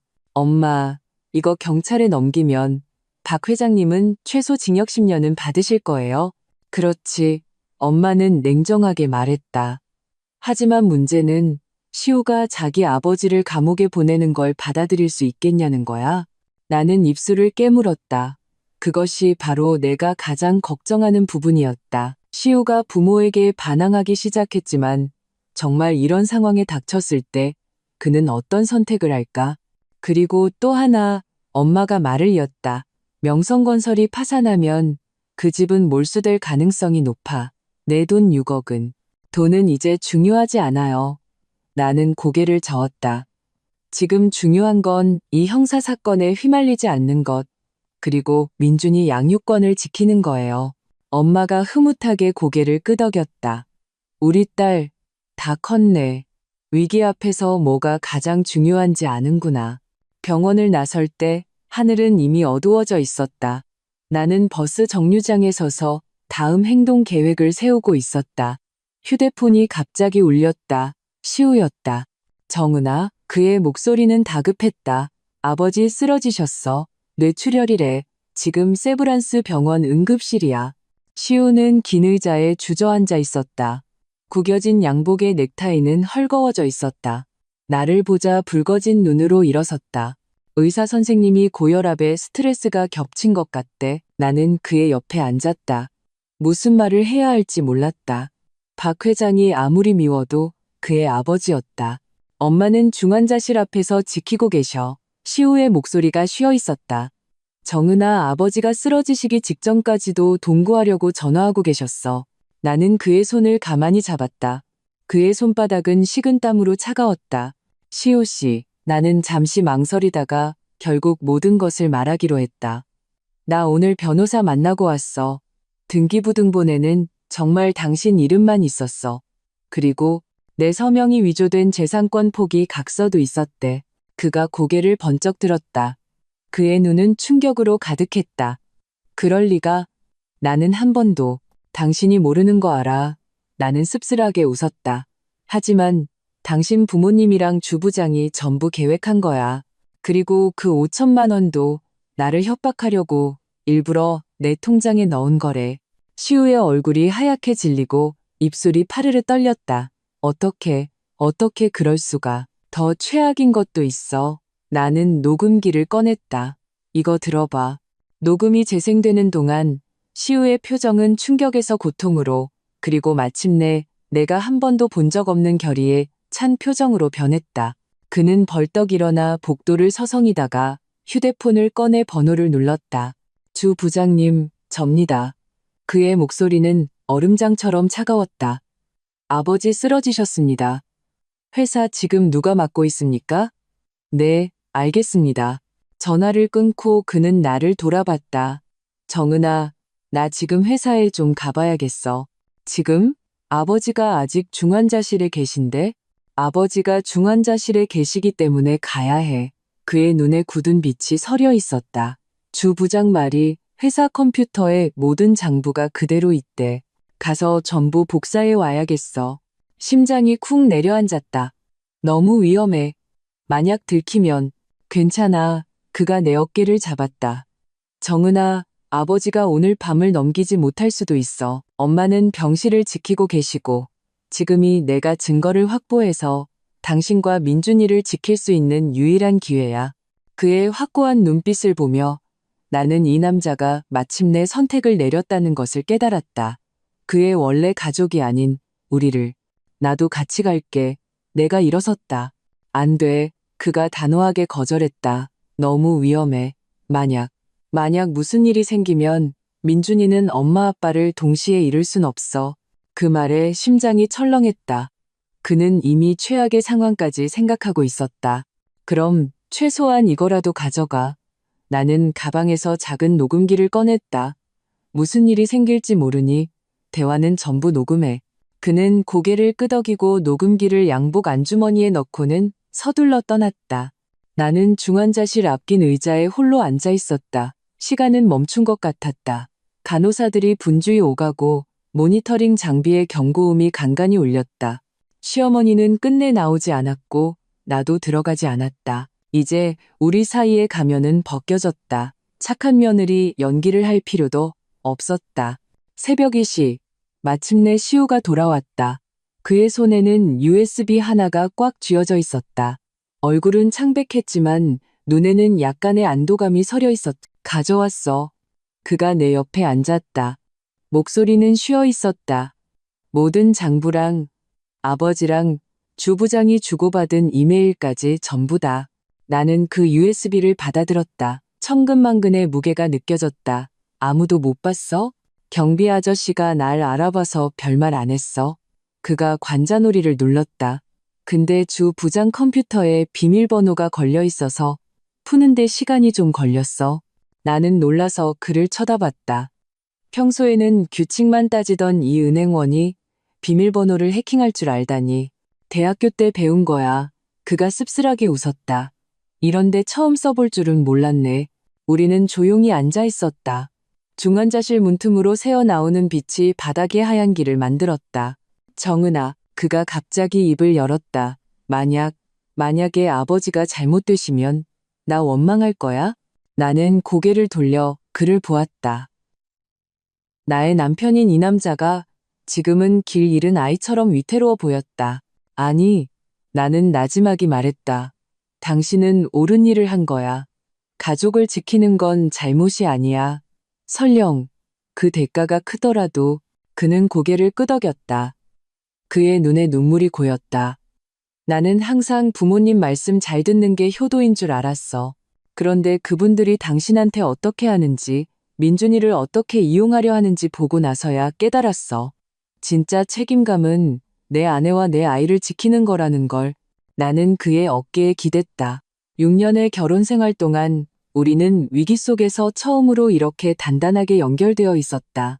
날이 밝기 전 박 회장의 상태는 잠시 안정되었다. 의사는 운이 좋았지만 장기적인 재활 치료가 필요하다고 했다. 시어머니가 마침내 중환자실에서 나왔다. 우리를 보자 잠시 흠칫하더니 이내 차가운 얼굴로 다가왔다. 시우야, 아버지가 정신 드셨다. 너 찾으신다. 시우는 일어섰지만 바로 들어가지 않았다. 엄마, 정은이랑 제가 알아낸 게 좀 있어요.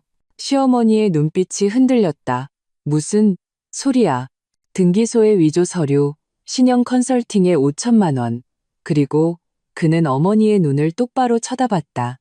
엄마랑 아버지가 학군 아파트로 돈 빼돌리려던 계획이 담긴 녹음 파일까지요. 시어머니의 얼굴이 순식간에 하얗게 질리며 뒷걸음질 쳤다. 너 지금 헛소리하는. 엄마, 이제 그만 속이세요. 시우의 목소리는 지쳤지만 단호했다. 제가 회사 장부 전부 가져왔어요. 보증금 횡령 기록까지 전부 다요. 너, 시어머니가 갑자기 손을 들어 그의 뺨을 때리려다 허공에서 멈췄다. 이 불효자식, 내 아비가 저기 누워있는데 너는 외간년 편들어서 내 부모를 공격해? 정은이는 외간년이 아니에요. 제 아내고 민준이 엄마예요. 시우는 차분하게 말했다. 그리고 아버지는 제가 최고의 의사 선생님 모셔올 겁니다. 하지만 아버지의 불법 행위까지 덮어줄 생각은 없어요. 시어머니는 아들을 마치 낯선 사람처럼 쳐다보며 입술을 파르르 떨었다. 네가 네 부모를 직접 신고하면 어떻게 되는지 알아? 알아요. 시우는 씁쓸하게 웃었다. 하지만 엄마 아버지가 정은이랑 민준이를 해치는 걸 그냥 두는 건 더 끔찍한 결과를 낳겠죠. 시어머니가 갑자기 나를 향해 돌아섰다. 그녀의 눈은 도끼로 가득했다. 다 너 때문이야. 네가 내 아들 부추겨서 부모를 배신하게 만든 거야. 이 요물 같은. 그만하세요. 시우가 말을 잘랐다. 정은이는 저한테 아무것도 강요한 적 없어요. 이건 제가 스스로 보고 판단한 겁니다. 엄마, 이제 그만하세요. 더 돌이킬 수 없게 되기 전에요. 시어머니가 냉소했다.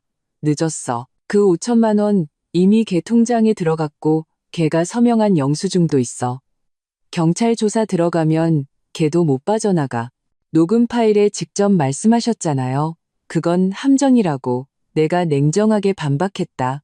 그리고 저는 이미 그 돈을 전부 반환했고 모든 증거 자료를 가지고 있습니다. 그녀는 눈을 동그랗게 떴다. 내가 그렇게까지 했을 줄은 몰랐던 모양이다. 엄마, 시우가 한숨을 쉬었다. 저희가 아버지를 먼저 신고하지는 않을 겁니다. 대신 조건이 있어요. 무슨 조건? 그녀가 경계하며 물었다. 첫째, 아파트 명의, 당장 정은이 이름 공동으로 올리세요. 둘째, 그 사업, 합법적인 자금으로 처리해서 저희한테 피해 안 오게 하세요.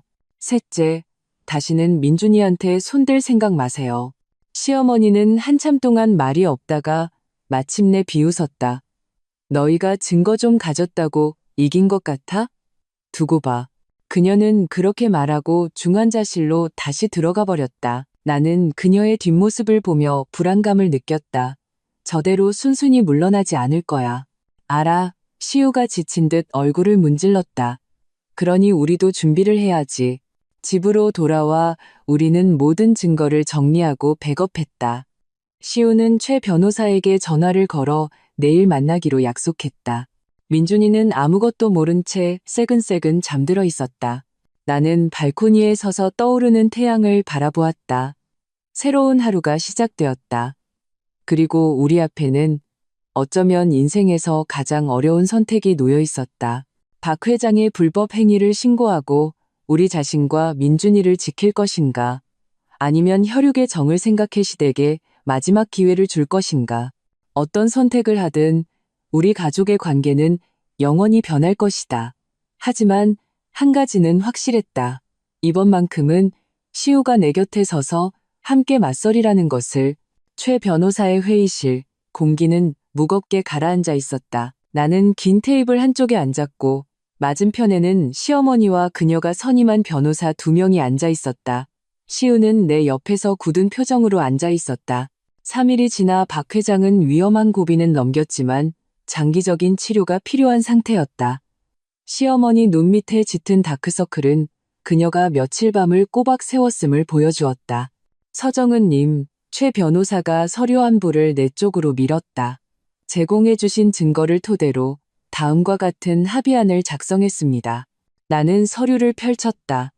조항은 명확했다. 해당 부동산의 명의를 즉시 서정은의 이름과 공동으로 변경하며 부부 공동재산으로 등기한다. 명성건설 측은 계약금 4억 원의 자금 출처를 합법적으로 소명하여 해당 부동산이 추징되는 일이 없도록 모든 책임을 진다. 박상진 및 김미숙은 손자 박민준에 대한 일체의 양육권 주장을 포기한다. 위 조항이 이행될 경우 서정은 및 박시우는 박상진의 불법 행위에 대해 수사기관에 고발하지 않는다. 은발을 단정하게 빗어 넘긴 시어머니 측 노 변호사가 합의서를 보고는 비웃었다. 이건 협박이나 다름없군요. 박 회장 사모님, 이런 조건을 받아들일 필요가 전혀 없습니다. 그런가요? 최 변호사는 태연하게 노트북을 열었다. 그럼 일단 이 녹음 파일부터 들어보시죠. 녹음기에서 박 회장과 시어머니가 보증금을 횡령해 집을 사고 그것을 담보로 다시 돈을 빼내려던 계획을 의논하는 목소리가 선명하게 흘러나왔다. 시어머니의 얼굴이 점점 하얘졌고 손가락은 에르메스 백의 스트랩을 쥐어뜯을 듯이 말고 있었다. 이건 시작에 불과합니다. 최 변호사가 말을 이었다. 저희는 명성건설에 최근 2년간 실제 장부도 확보하고 있습니다. 고객 보증금 약 200억 원을 횡령했으며 이는 업무상 횡령 및 특정 경제범죄 가중처벌 등에 관한 법률 위반으로 7년에서 15년의 징역형에 해당합니다. 노 변호사의 이마에 식은땀이 맺혔다. 그 증거들의 출처는 합법적입니까? 물론입니다. 시우가 입을 열었다. 그의 목소리는 낮았지만 단호했다. 저는 회사 주주로서 장부를 열람할 권리가 있습니다. 녹음 파일은 주 부장님의 아내분께서 제공하셨습니다. 가족으로서 남편의 업무 자료를 백업해둘 권리가 충분하죠. 시어머니가 고개를 번쩍 들었다. 주 부장, 마누라가?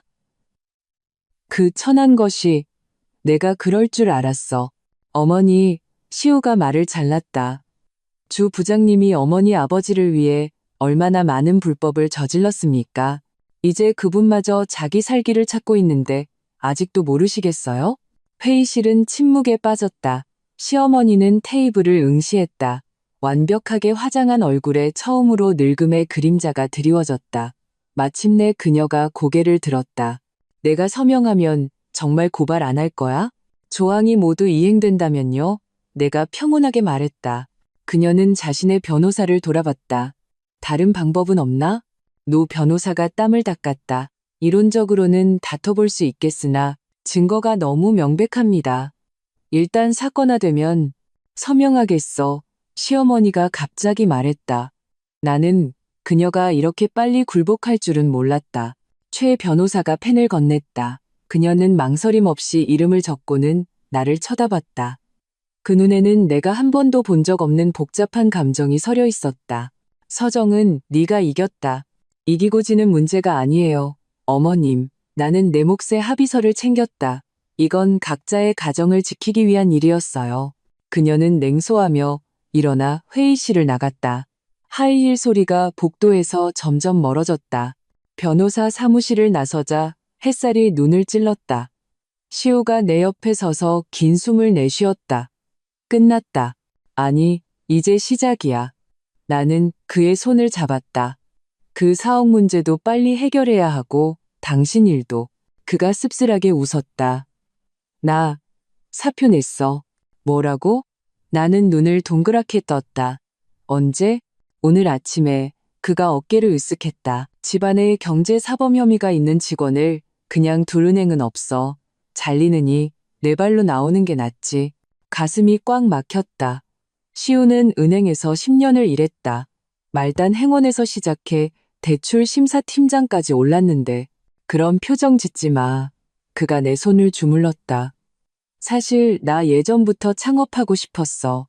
지금이 딱 좋은 기회일지도 몰라. 창업. 무슨? 친환경 건축자재.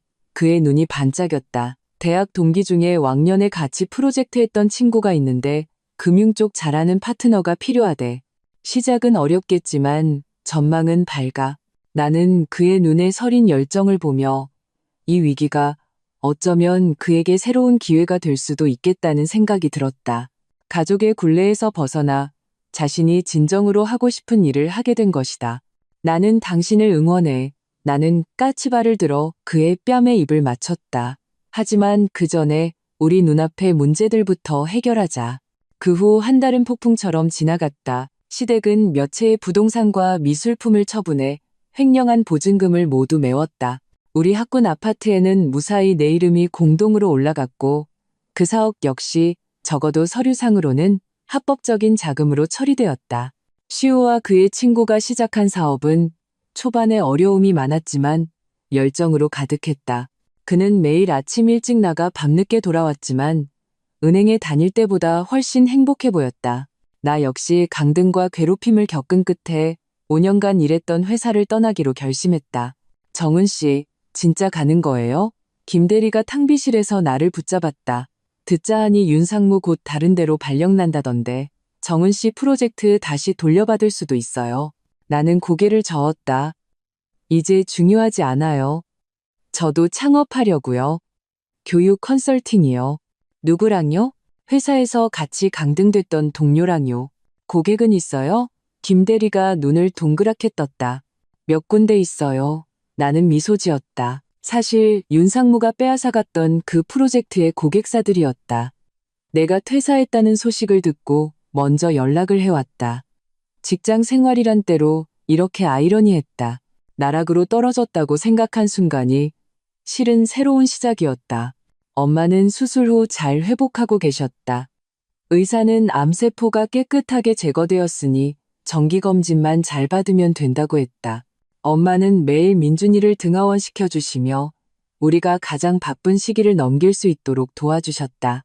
어느 비 오는 저녁 초인종이 울렸다. 문을 열자 시어머니가 서 있었다. 우산도 없이 비를 맞아 머리카락 끝에서 물방울이 뚝뚝 떨어졌다. 한때 그렇게 위풍당당했던 여인이 지금은 너무나 초라해 보였다. 어머님, 나는 놀라서 문을 비켜섰다. 어쩐 일로? 들어가도 되겠니? 그녀의 목소리는 쉬어 있었고 예전의 기세는 온데간데 없었다. 나는 그녀를 거실로 안내하고 마른 수건과 따뜻한 차를 내어드렸다. 그녀는 두 손으로 찻잔을 감싸주고 온기를 쬐는 듯했다. 당신 아버님, 금융감독원 조사받게 됐어. 심장이 쿵 내려앉았다. 무슨 일로요? 몇 년 전 내부자 거래건으로 주 부장네랑 엮인 일이야. 그녀가 씁쓸하게 웃었다. 주 부장이 자기 살려고 신고했대. 나는 무슨 말을 해야 할지 몰랐다. 한때 그렇게 단단했던 이익 공동체가 위기 앞에서 산산조각이 났다. 회사는 끝났어. 그녀가 찻잔을 응시했다. 자산 다 처분해도 빚 갚기에도 모자랄 거야. 어머님이랑 아버님은 어디서 지내세요? 내가 조심스럽게 물었다. 옛날에 살던 작은 집은 아직 있어. 다만 그녀가 고개를 들었다. 눈에는 눈물이 고여 있었다. 정은아, 내가 사과하러 왔다. 나는 그 자리에 굳어버렸다. 6년 만에 시어머니에게서 미안하다는 말을 처음 들었다. 내가 널 그렇게 못살게 굴지 말았어야 했어. 민준이를 뺏으려고 하지도 말았어야 했고 그 5천만 원으로 널 협박하지도 말았어야 했는데 그녀의 목소리가 흐느낌에 잠겼다. 이제 벌 받나 보다. 우리가 모든 걸 잃었어. 그녀의 떨리는 어깨를 보며 만감이 교차했다. 한때 그렇게 증오했던 여인이 지금은 모든 것을 잃은 한낱 늙은 부인일 뿐이었다. 어머님, 나는 잠시 망설였다. 혹시 도움이 필요하시면. 그녀는 고개를 저었다. 아니, 괜찮다. 우리가 자초한 일인걸. 찻잔을 내려놓고 그녀가 일어섰다. 그냥 내게 직접 말하고 싶었다. 넌 좋은 며느리고 좋은 엄마야. 시우랑 민준이가 내 곁에 있으니 나는 이제 마음이 놓인다. 그녀를 현관까지 배웅했다. 비는 그쳐 있었다. 석양이 구름 사이를 뚫고 나와 젖은 세상에 금빛을 입혔다. 그녀가 나를 돌아보았다. 정은아, 내가 가끔 민준이 보러 와도 될까? 나는 고개를 끄덕였다. 언제든지요.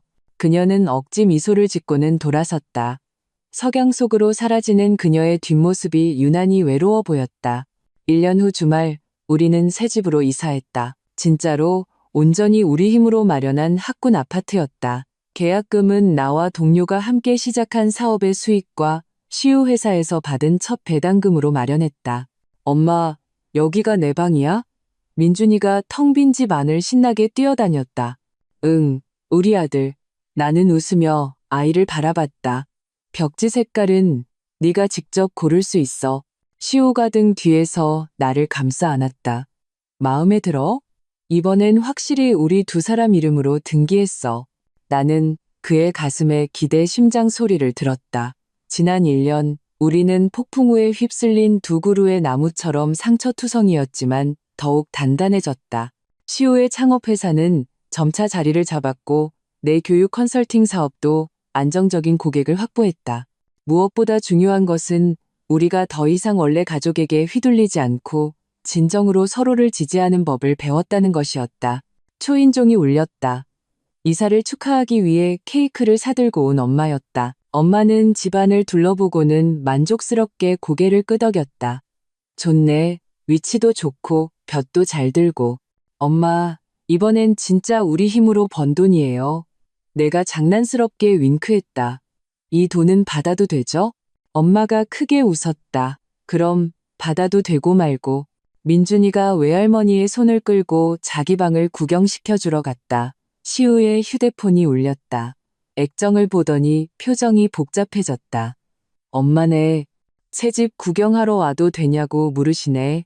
나는 휴대폰을 받아 들고 직접 답장했다. 환영해요.